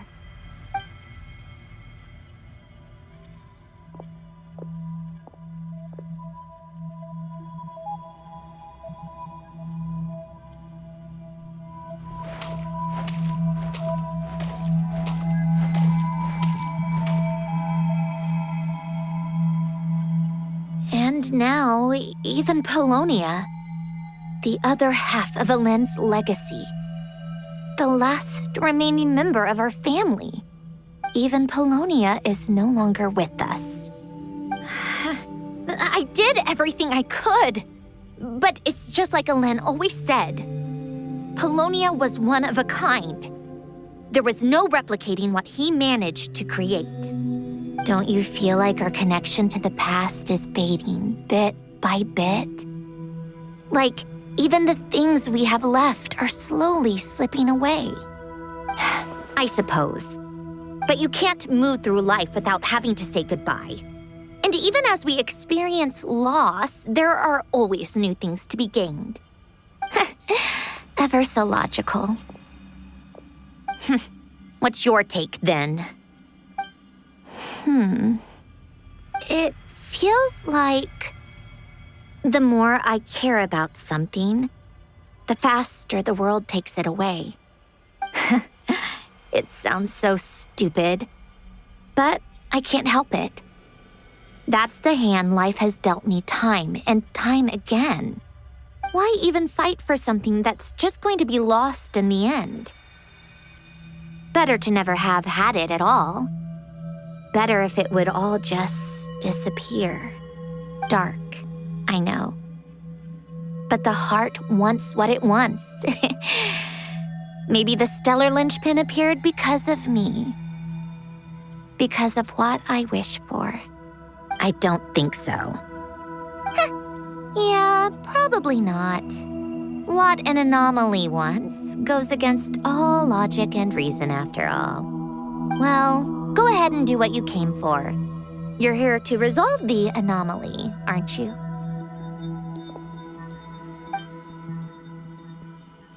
Yes. What's it gonna be? Keeping me imprisoned here like before? Or eliminating me entirely, like debugging a code? That might actually be a mercy. I don't care. I just don't want to experience the pain of loss ever again. Go ahead. I'm ready.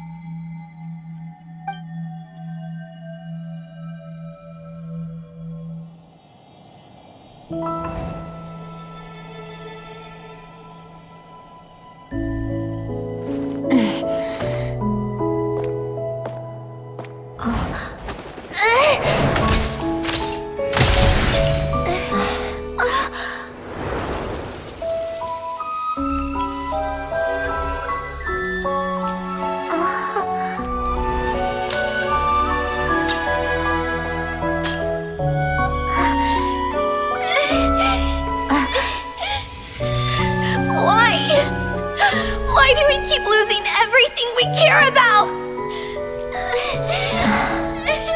I know it hurts, but that's life. I wish... I know. I've always known. Because we've been one all along.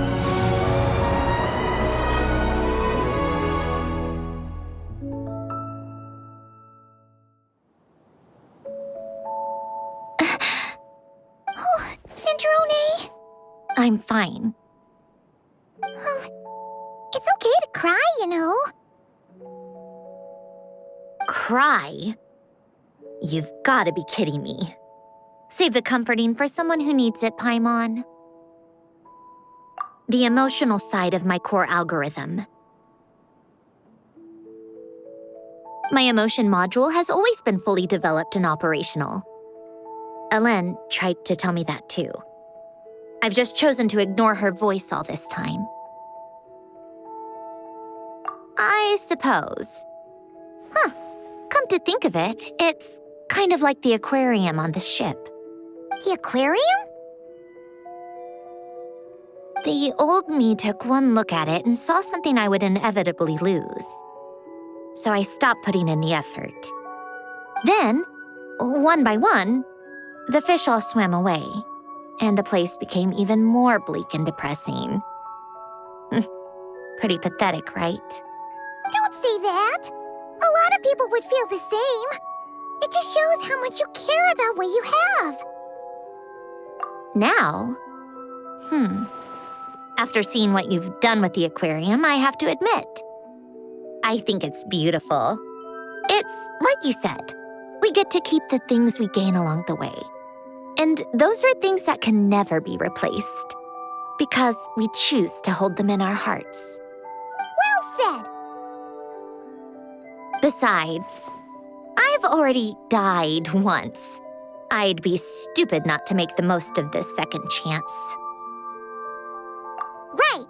Earlier you, or your inner self, mentioned something about her wish. What was it? You think that's something you can just ask and I'll tell you? Think again. I may have accepted my emotional self, but I'm not about to go all soft and mushy on the inside and pour my heart out.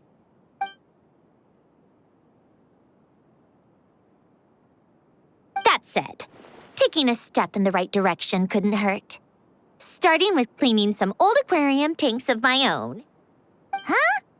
Metaphorically speaking, I mean. Come on, let's head back to the ship. I need to talk to that shaman.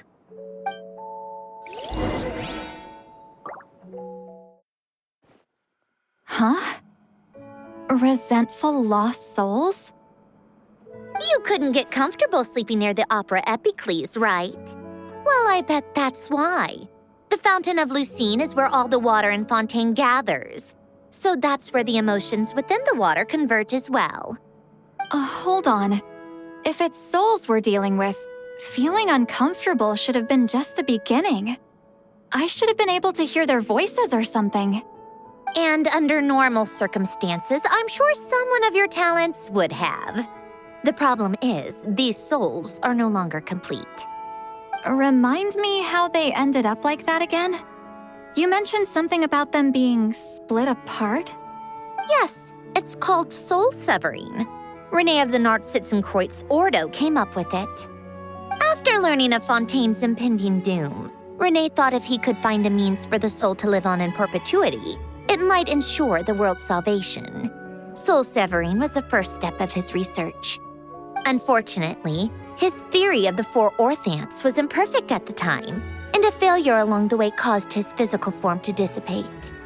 Jakob, another member of the Nartsitzenkreuz Ordo, sought to carry on Renee's legacy and restore his physical form. He even used some of the people who stood in his way as test subjects for his research.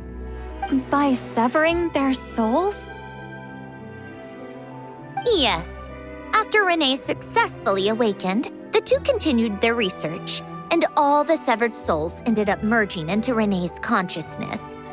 After you saved Fontaine by turning Fontainians into true humans, these souls returned to the ley lines. But the souls severed before Renee awakened had nowhere to go, doomed to forever wander the waters of Fontaine as listless spirits. Almost as if they exist outside the bounds of this world. Unrecognized by the ley lines or fate. No wonder I couldn't sense them.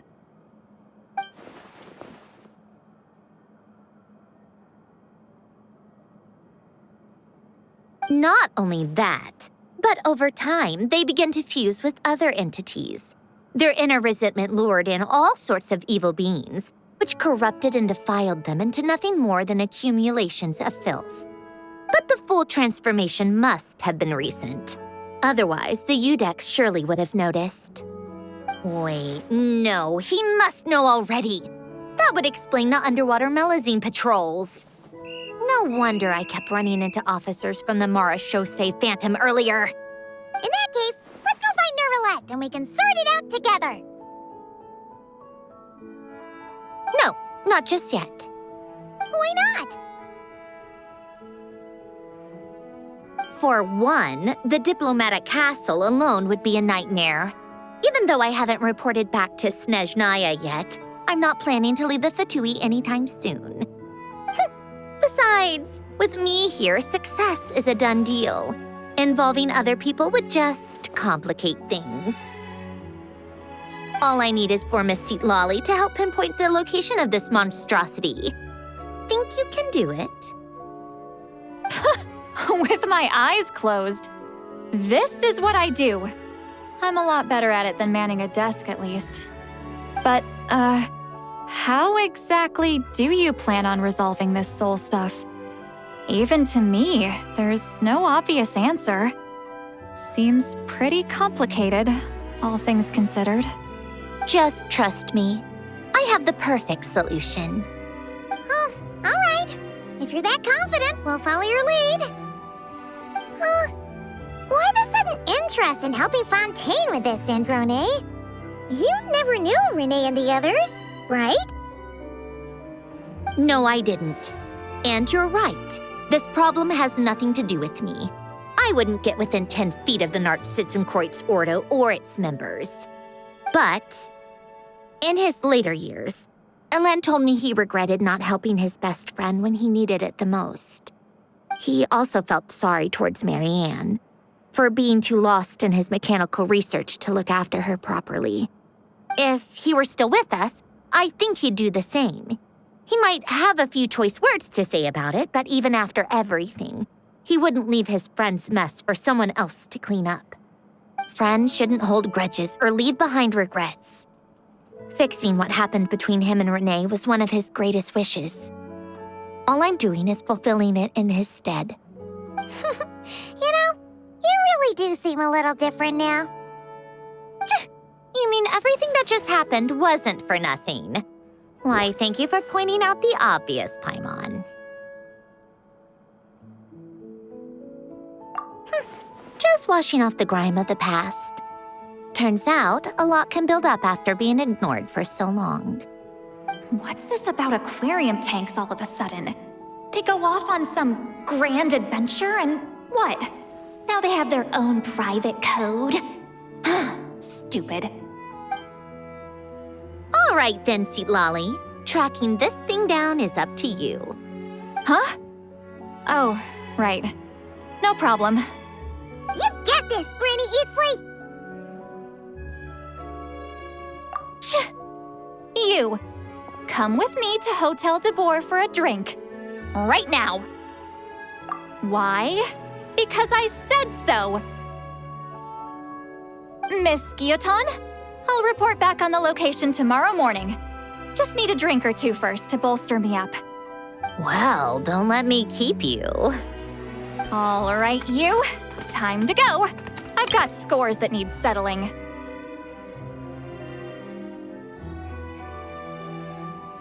Huh?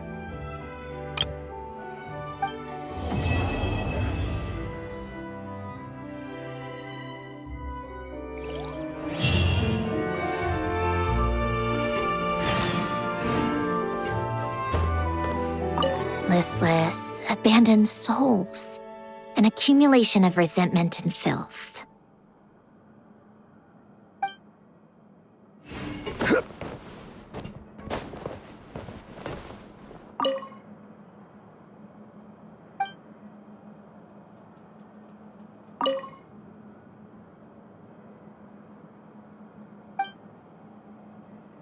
Time to meet up with Sandrone! Wonder if Citlali was able to pinpoint the location. Well, we should know soon. Let's just hope it all works out.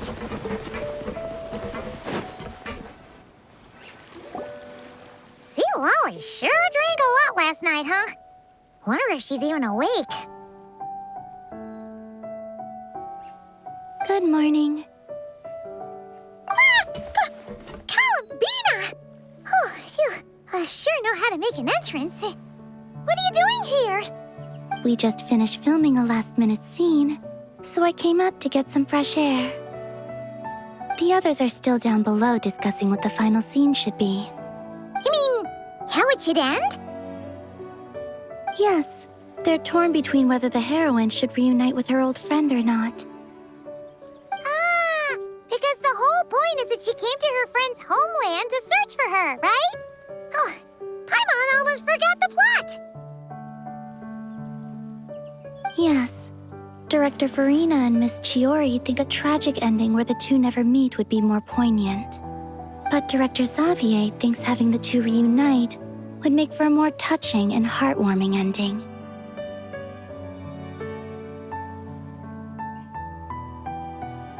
Me? I'm not sure. On a personal level, of course I want to see her again. Of course I want to experience that moment where we reunite. Even if it's just for the cameras. But that means an actor would have to take her place. And that makes me feel... Oh. Huh? Yeah, don't look so worried. Making a film is supposed to be fun. Besides, it's all gonna work out. You can trust Paimon on that. Work out? How? Well, you know.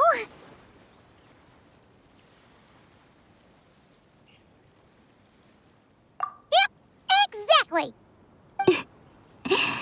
Okay, I trust you.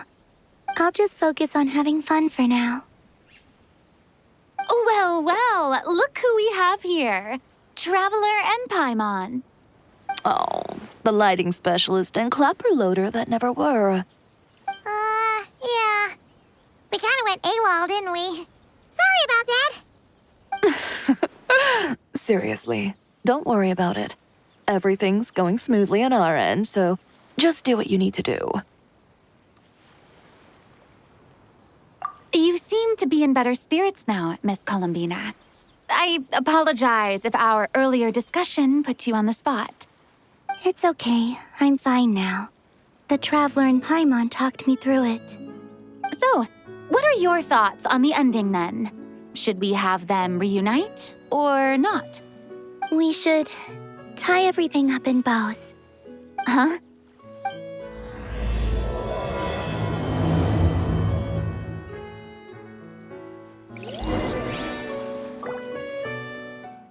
Citlali, we're here! Oh, right on time. Well, yeah. We weren't the ones who drank our weight in alcohol yesterday. What? Are you suggesting Granny can't handle her liquor? It takes a lot more than that to get me drunk. Really? 'Cause, you stopped making sense after a while. Did I? Huh. News to me. I didn't say anything too crazy, I hope. Let's see. You spent half an hour bad-mouthing Auroron, half an hour complaining about work, an hour talking about light novels, and, Paimon kind of fell asleep after that. Are they gone? Oh, the crew? Yeah, we bumped into them on the deck, but they just left. Wait, but now that everything with your core is sorted out, what's stopping you from seeing Columbina? She misses you a lot. I just want to deal with this mess first. Besides, this is a perfect chance to make her jump for once. I have to plan it out more. But enough about that. Were you able to pinpoint the location of our target? Of course. When Granny Eatsley promises something, she delivers. Great, let's see. Morte region. Wait, this is the Tower of Gestalt. The place the souls were severed. Is that the source of the resentment? Or is it the Narzizenkreuz Ordo in general?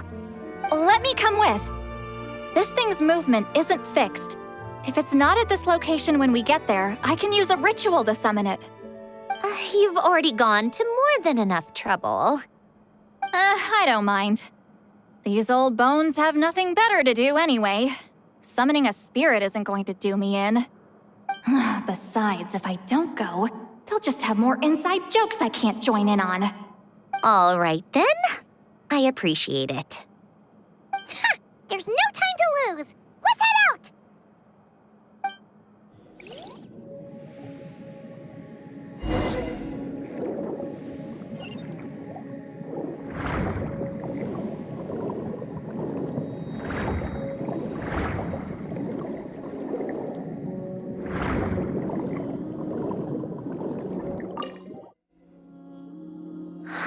No sign of it so far. Should I start the summoning ritual? Let's drain the water from this floor of the tower first. It'll make it easier to move around. Wait, we can do that? Of course. Alain and Renee both saw the future that awaited Fontaine and even shared a few methods for waterproofing buildings. The principle behind it is... Not important. Just unlock the mechanisms in the order I tell you.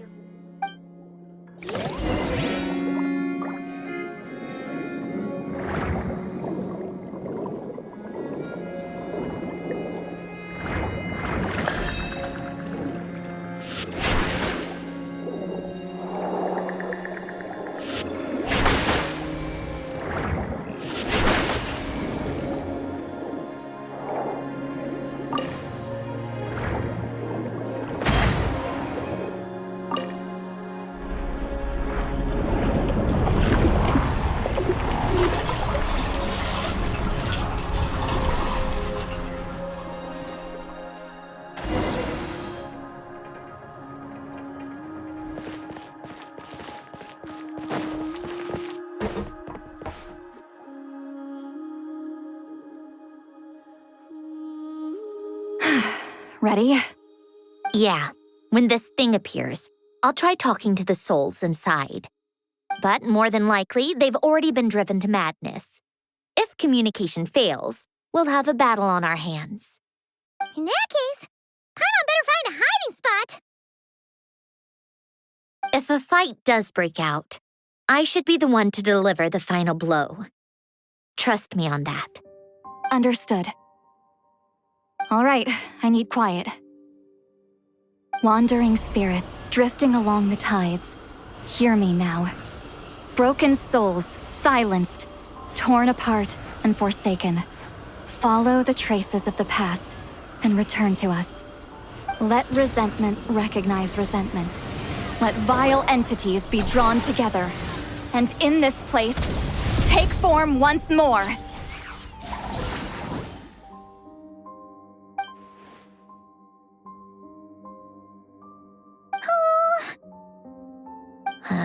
What now? Is that it? This is exactly why I deal in math, not magic. How are we supposed to know what stage the spell is at? It's like there's no logic to speak of. Mechanical science is so much easier to...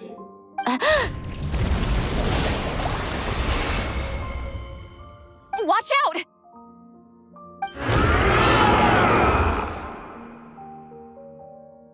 Hey, you! Or whoever's inside of you. I need you to listen to me. I'm a descendant of Fontaine's Lord Artificer, Alain Guillotin. I can make you whole again and return you to the ley lines. You just need to work with me here.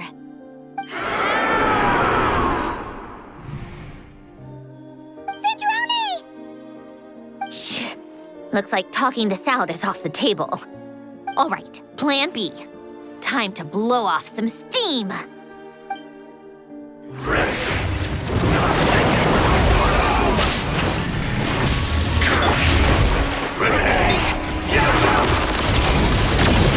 You're cursing out the wrong person! I didn't even know them!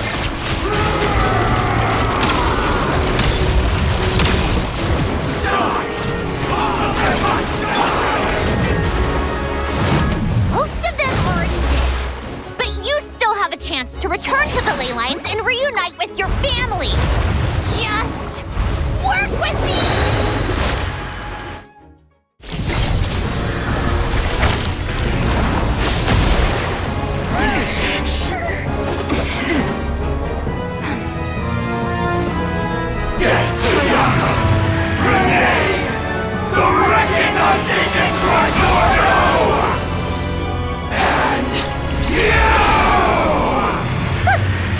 I told you I'm not like them.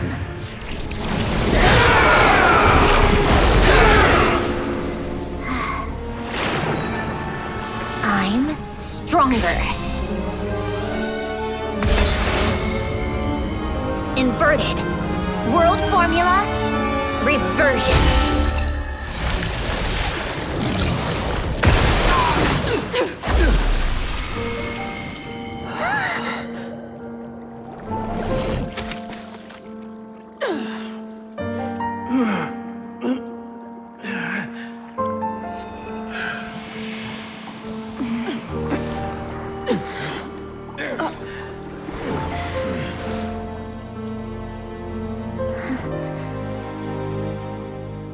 Be at peace among the tides.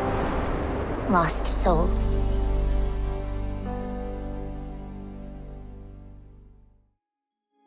Is it over?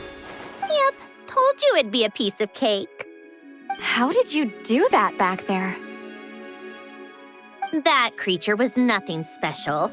Add a bunch of souls with nowhere to go, a touch of malicious energy, a few impurities, and a whole lot of resentment, and that's what you get. All I did was separate the original souls from the rest of the filth, allowing them to be accepted by the current rules of the world. The principle behind the world formula is divergence. Starting from a point of origin, it deconstructs and reconstructs the possibilities of the world to find certain answers. So, it would follow that reverse calculating the world formula allows us to achieve convergence and restoration instead. Using a numerological array, I was able to do just that. It's similar to the concept of homological reduction in mathematics. I reduced them to the basic fundamental essence of their being without changing their underlying nature. That meant... never mind. Judging by all the blank stares, I'm guessing you don't actually care. I think I finally understand how Outlanders feel when I ramble on about shaman stuff. Point is, it was super impressive! You really are amazing, Sandrone! You're just realizing that now? Ahem. Enough about that. We should get going.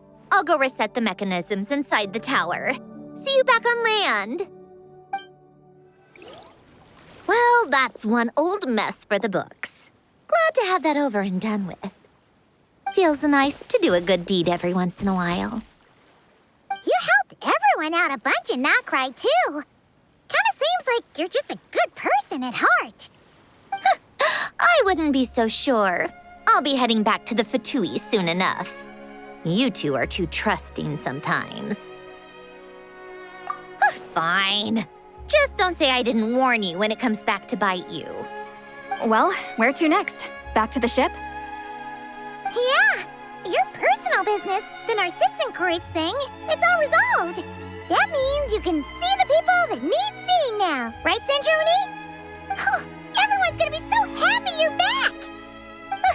You wouldn't catch me dead admitting to this before, but... yeah, I really have missed everyone. Columbina's a special case, though. This time, I'm definitely getting her back for all her annoying antics over the years.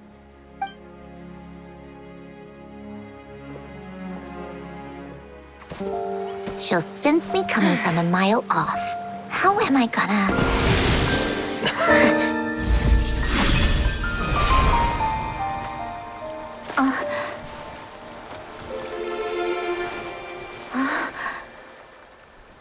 Sandrone? Is it really you? You're back? You didn't tell me. You avoided me. Why?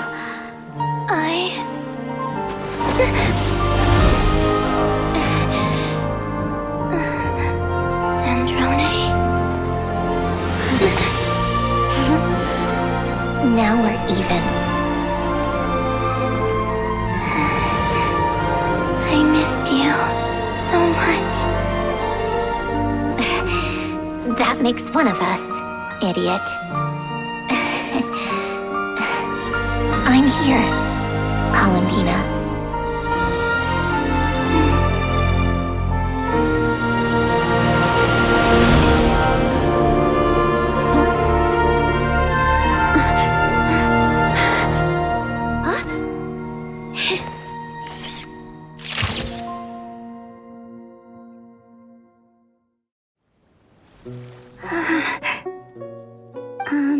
Sandrone.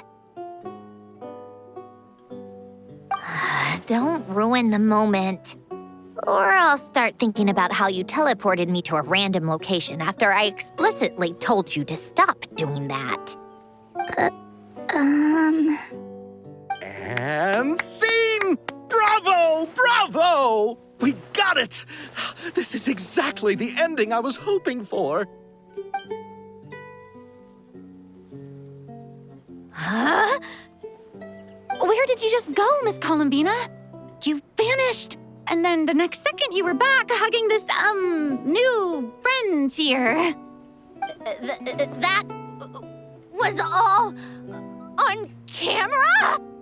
Yeah. Well, the camera was already rolling and it happened so fast, so yeah. Hold on. This must be... Yep, my best friend. The one I was looking for. I never thought I'd actually get to see her again. I'm just so happy. Plus, the film got a happy ending too. It's all thanks to you, Sandrone. Sandrone? You couldn't stop being annoying for 1 second! Columbina!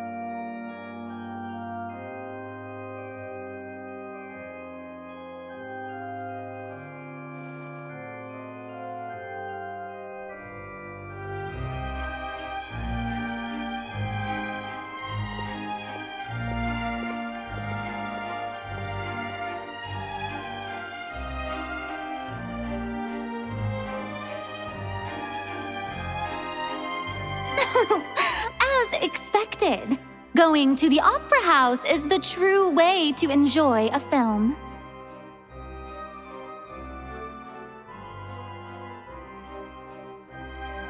You get to see the audience's reaction in real time, too. The endings seem to be received quite well. I can't believe you let us include that in the final cut, Sandrone! You even agreed to help us reshoot a couple of shots. Thanks a million. Most of it was caught on camera already, so it's not like I had much of a choice. Besides, the film I'm in is going to be anything less than perfect.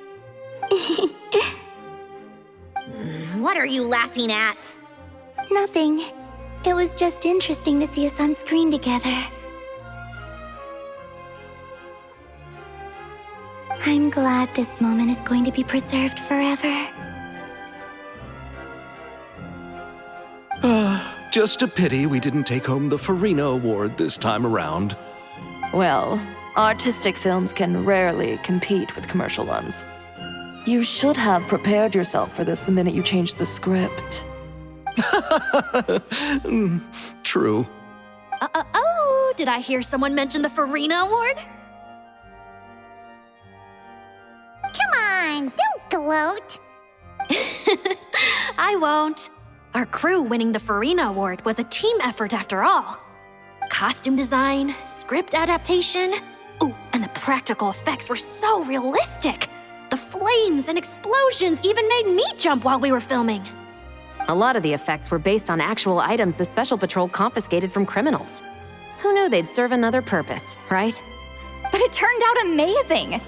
Really brought the thrilling scenes from the novel to life. Fontaine's film industry is seriously impressive. Which film did you vote for, Citlali? Isn't it obvious? Great Detective Herlock, of course! That's the whole reason I'm here! You all should be proud, though. A lot of critics are saying really good things about your film, too. Longing and loss, searching for something even after it's gone. It's a film that makes you think about life and how important it is to explore those themes. Well, that is what the art of storytelling is for. Watching a film with friends is so much fun! There's so much to talk about! Ooh, let's throw a celebration later then! We're all old friends. Oh, we could find a place and chat to our heart's content. How about the Wingelet? That's perfect! Friends and family are more than welcome too. So if you want to bring people, don't be shy. You all can head over first and maybe make yourselves at home. I'll bring over some refreshments in a bit. I just have one more stop to make first. Can I come?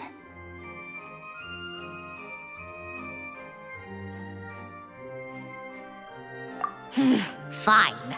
Not like you'd listen if I tried to stop you.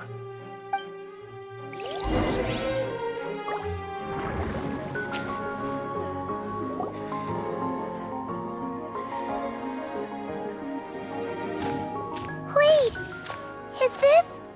Yes. Here lies Lord Artificer, Alain Guillotin. This is his grave. Oh. I'm sorry, Alain. I'm sorry this is the first time I've been back since leaving Fontaine. I should have come to see you more often. I got your gift. I even cleaned up one of the Narcitzenkreuz Ordo's messes along the way.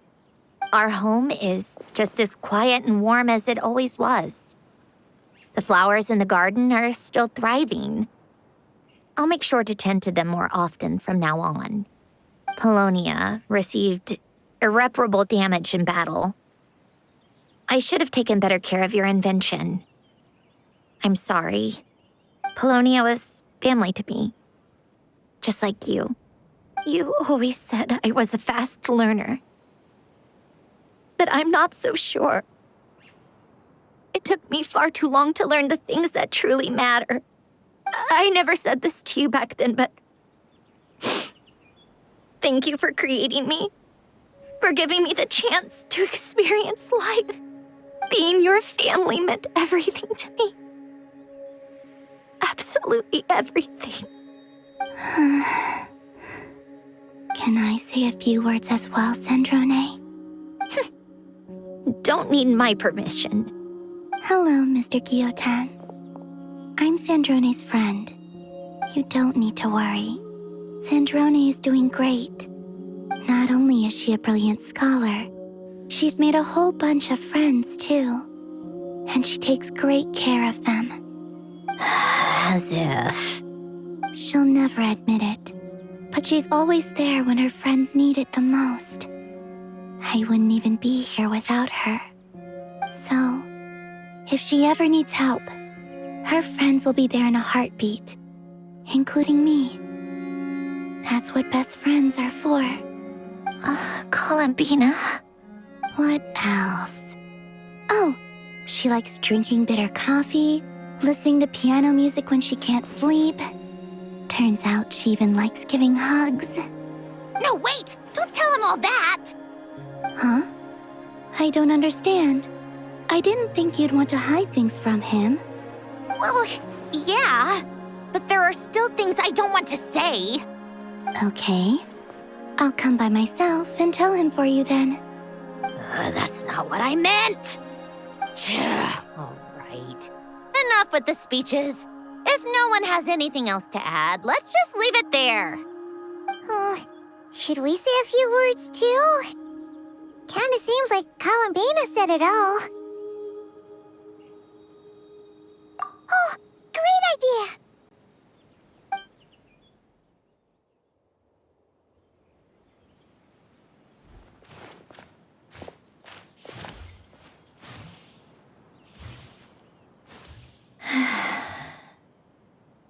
Goodbye, Ellen.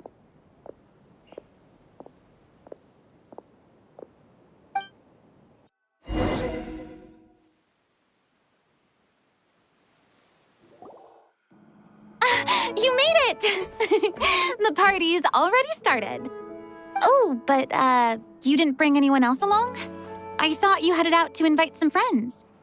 We did invite a friend, actually. She'll be here soon. She's even bringing some desserts to have over tea. You should join us later, Miss Furina. I do love a tea party.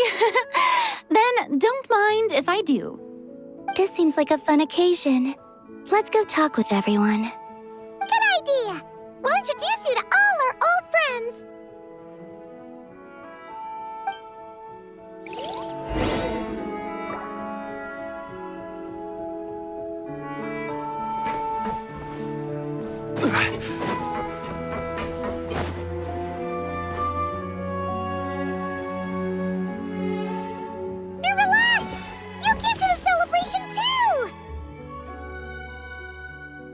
Yes. I can only hope my presence does not make anyone ill at ease. Who's this? All right! This is Nervalette, the Udex of Fontaine. And this is Columbina and Sandrone. Greetings. Hello. These two must be the Fatus and former Fatus related to the recent incident in Nordcry. I read about them in the diplomatic report. The Udex? Oh, the dragon that cries a lot. Oh, well... Jeez, Columbina. That's your takeaway from all those Fatui meetings? Seriously? Is that truly how I'm portrayed in the Fatui's intelligence? You must put a lot of people in prison then.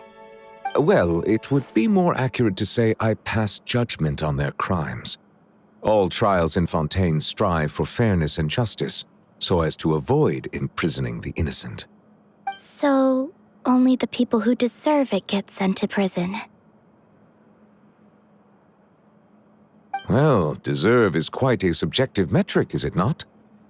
At the very least, I can promise that in every trial over which I preside, I make every effort to deliver a fair verdict.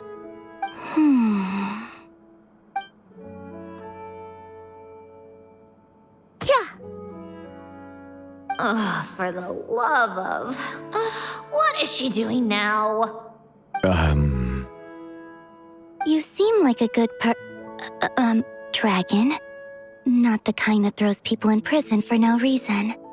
I think we can get along just fine. Thank you? Then she punched me because... Sorry, Nervalette.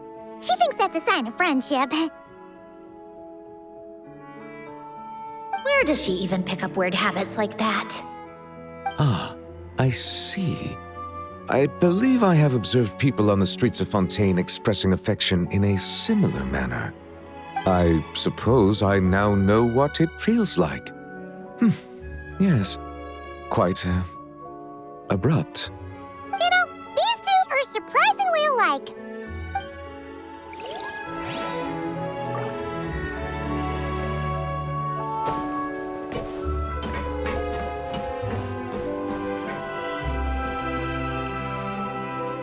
Granny Eatsley, you're really not going to let us borrow these cute little stuffed toys for our magic show? First of all, Citlali and Eats Papa are Chi-Chi meal. They have inauspicious stars sealed within them, and they're my helpers, not toys.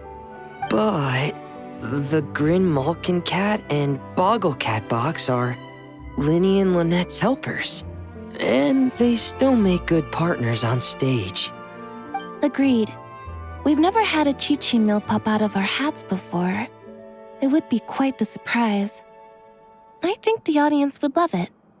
If this was the Masters of the Night Wind, these kids wouldn't have even had the guts to say my name, let alone pester me like this. I'm terrible at dealing with requests like this. Oh, Traveler, quick, save me! You think you're so funny. Lady Sandrone, Lady Columbina. Hello. Don't look at me like that. I don't have any mechanisms for you to break. Don't be fooled by my sister's demeanor, Lady Sandrone. She's just as delighted as the rest of us to have you back.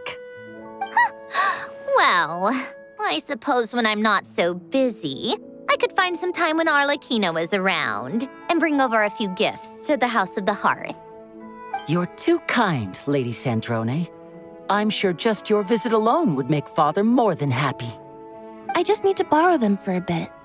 I'll pull them out of my hat, give them a quick hug, then give them straight back. When did hugging become a part of it? Oh, I could lend you pair, so you have something to hug in the meantime. He gives really good hugs. I don't need something to hug in the meantime. The issue was never the hugs. How about this? You can have 2 VIP tickets right next to each other. Excellent view. Right next to each other?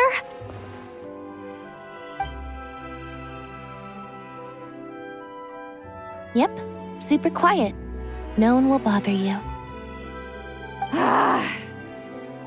I'm sure you'll have a great time. Fine.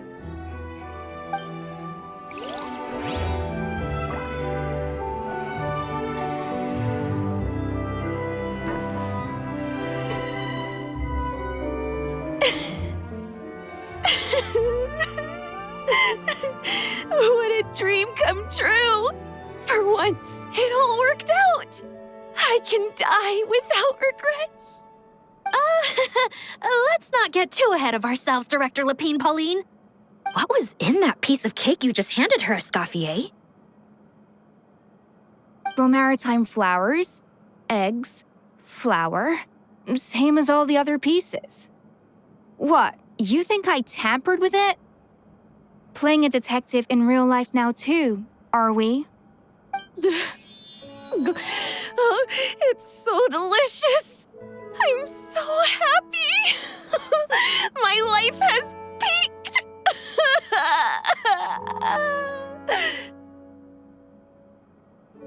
Miss Lepine Pauline, look who I brought! Master! Wait, what happened to your face? Why are you crying? Never mind my face. Here, let me introduce you. This is Miss Charlotte and Miss Escoffier. Things are sounding lively over here. Oh, look who it is! Perfect timing. I was so busy with the shoot, I feel like we barely got to talk. And the elusive Miss Guillotin. It's great to see you. Thank you so much for letting us use the boat free of charge. That was so generous of you. Oh, right. Introductions. This is Miss Charlotte and Miss Escoffier. That's kind of you, but I didn't really do anything. If you want to thank someone, it should be the Duke or the people who keep the boat in such good shape. Right. I'll head over in a bit and do just that. Miss Columbina? Yes? Could I interview you sometime? I'll treat you to some gâteau de bord for the trouble. There's only a limited amount available each day, but it's an absolute must-try when you're in Fontaine. Oh, sure. Bold of you to use my own cake as a bribe right in front of me. You know what? When else are we all going to be together like this? Come on, everyone! Grab your drinks!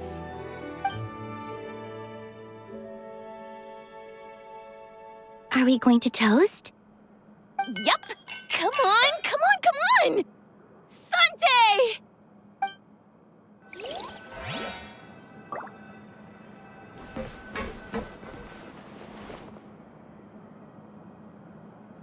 You made it.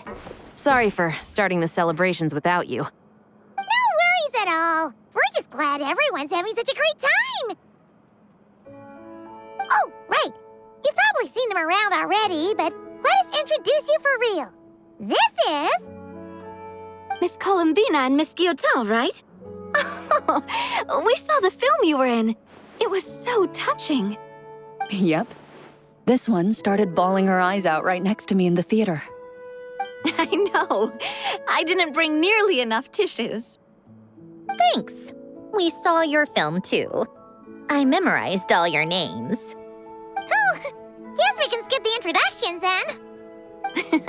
Our effects were pretty over the top, right? Some of the extras in the big scenes were actual members of the Spina di Rosula. So basically, your contribution was creating realistic-looking chaos. That wasn't the only realistic aspect. Miss Chevres and Miss Emily were also kind enough to lend their expertise on criminal investigations and forensics. Oh, it was nothing. I was just honored to take part and help out. Wow! No wonder your film turned out so good. You basically had an expert in every field. Talk about a stacked crew. Oh, speaking of, want to join in on a round of tabletop troupe later, Miss Columbina and Miss Guillotin? I mean, what better place for a party than a party? Here we go again. That sounds interesting. Yes! Persuasion successful! What about you, Miss Guillotin? I guess one round couldn't hurt. Critical success!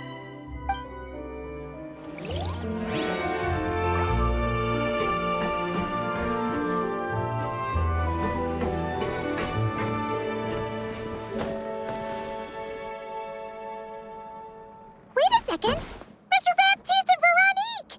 You're here! Friends of yours? Veronique is the prop manager for Musketeer Pictures, and Mr. Baptiste is the author of The Two Musketeers. Yeah, former prop manager. Now we're just two criminals serving our time. Thanks to Duke Risley and Nurse Sigewin looking out for us. Not too bad, actually. You make it sound like I'm giving you special treatment. I just think the method of justice you chose to pursue is one people can respect. You are far too modest, Your Grace. The only reason we were even able to come to the surface for the festival is because you fought for it. It's also just good for the physical and mental health of the prisoners in general. Anyway, I suppose I have you to thank for keeping the Wingelet in such good shape. I never knew she could look so striking. I didn't do anything special. It was mostly the Traveler and the others. Don't sell yourself short, Miss Guillotin. You are the current captain, after all. In light of that, I have to ask, do you mind if I leave up some of the installations so the people back at the fortress can also enjoy the aquarium? Huh? Like I said before, I just think it would be good for the inmates who clean and maintain the Wingelet to see their work put to good use. Besides, maintaining an aquarium is sure to be a lot more interesting than scrubbing rust off the walls and deck. Of course I don't mind. I'm grateful you even want to keep it. Great. Then it's decided. That's amazing, Sandrone.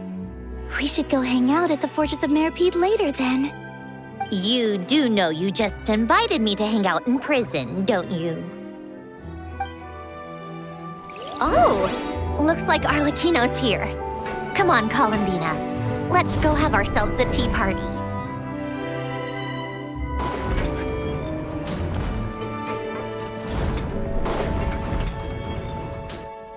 Well, it's been quite some time since the three of us gathered to drink tea like this. Yes, but your tea is as good as ever, Sandrone.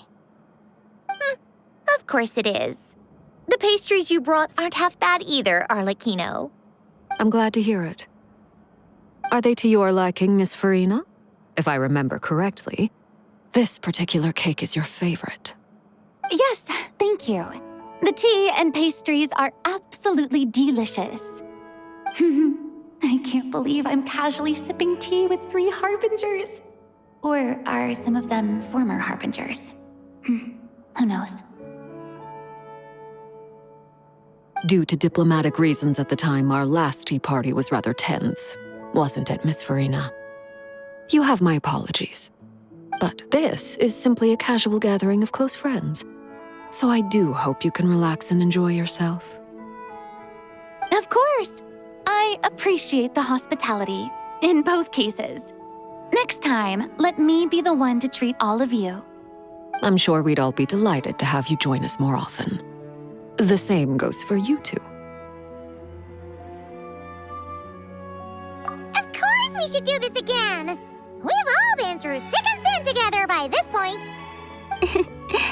This is nice, Sandrone. It reminds me of the happy times back in Snezhnaya, when things were so lively. Yeah. To be honest, I never thought these gatherings would feel this lively ever again. Well, I think I speak for all of us when I say we're truly glad you're back, Sandrone. Me too. I've realized that holding on to what matters doesn't just mean protecting what you already have. By reaching out and striving for something new, you can gain much more than you think. No, that certainly doesn't sound like something the old you would say. Well, I'm only going to say it once, so don't get used to it. Who knows? Perhaps your tea parties will only get livelier from here on out. Once you return to the Fatui, we'll have more opportunities to keep in touch in any case. I want to spend more time together too. But I don't want to go back to the Fatui. Well, Notcry isn't too far from Snezhnograd. It shouldn't be hard to find a place where we can all get together. Oh, and then I can sing for you, or put on some of your favorite music, just like the old days. Speaking of music, I spotted a mechanical piano below deck. Is it yours, Miss Guillotin? Yes. Reclaimed, I suppose you could say. Why don't you play something for us? Huh? In front of all these people? Yes, why not? You play so well. Yeah, come on! Just a little, please? For the love of... Fine! One piece, and that's it.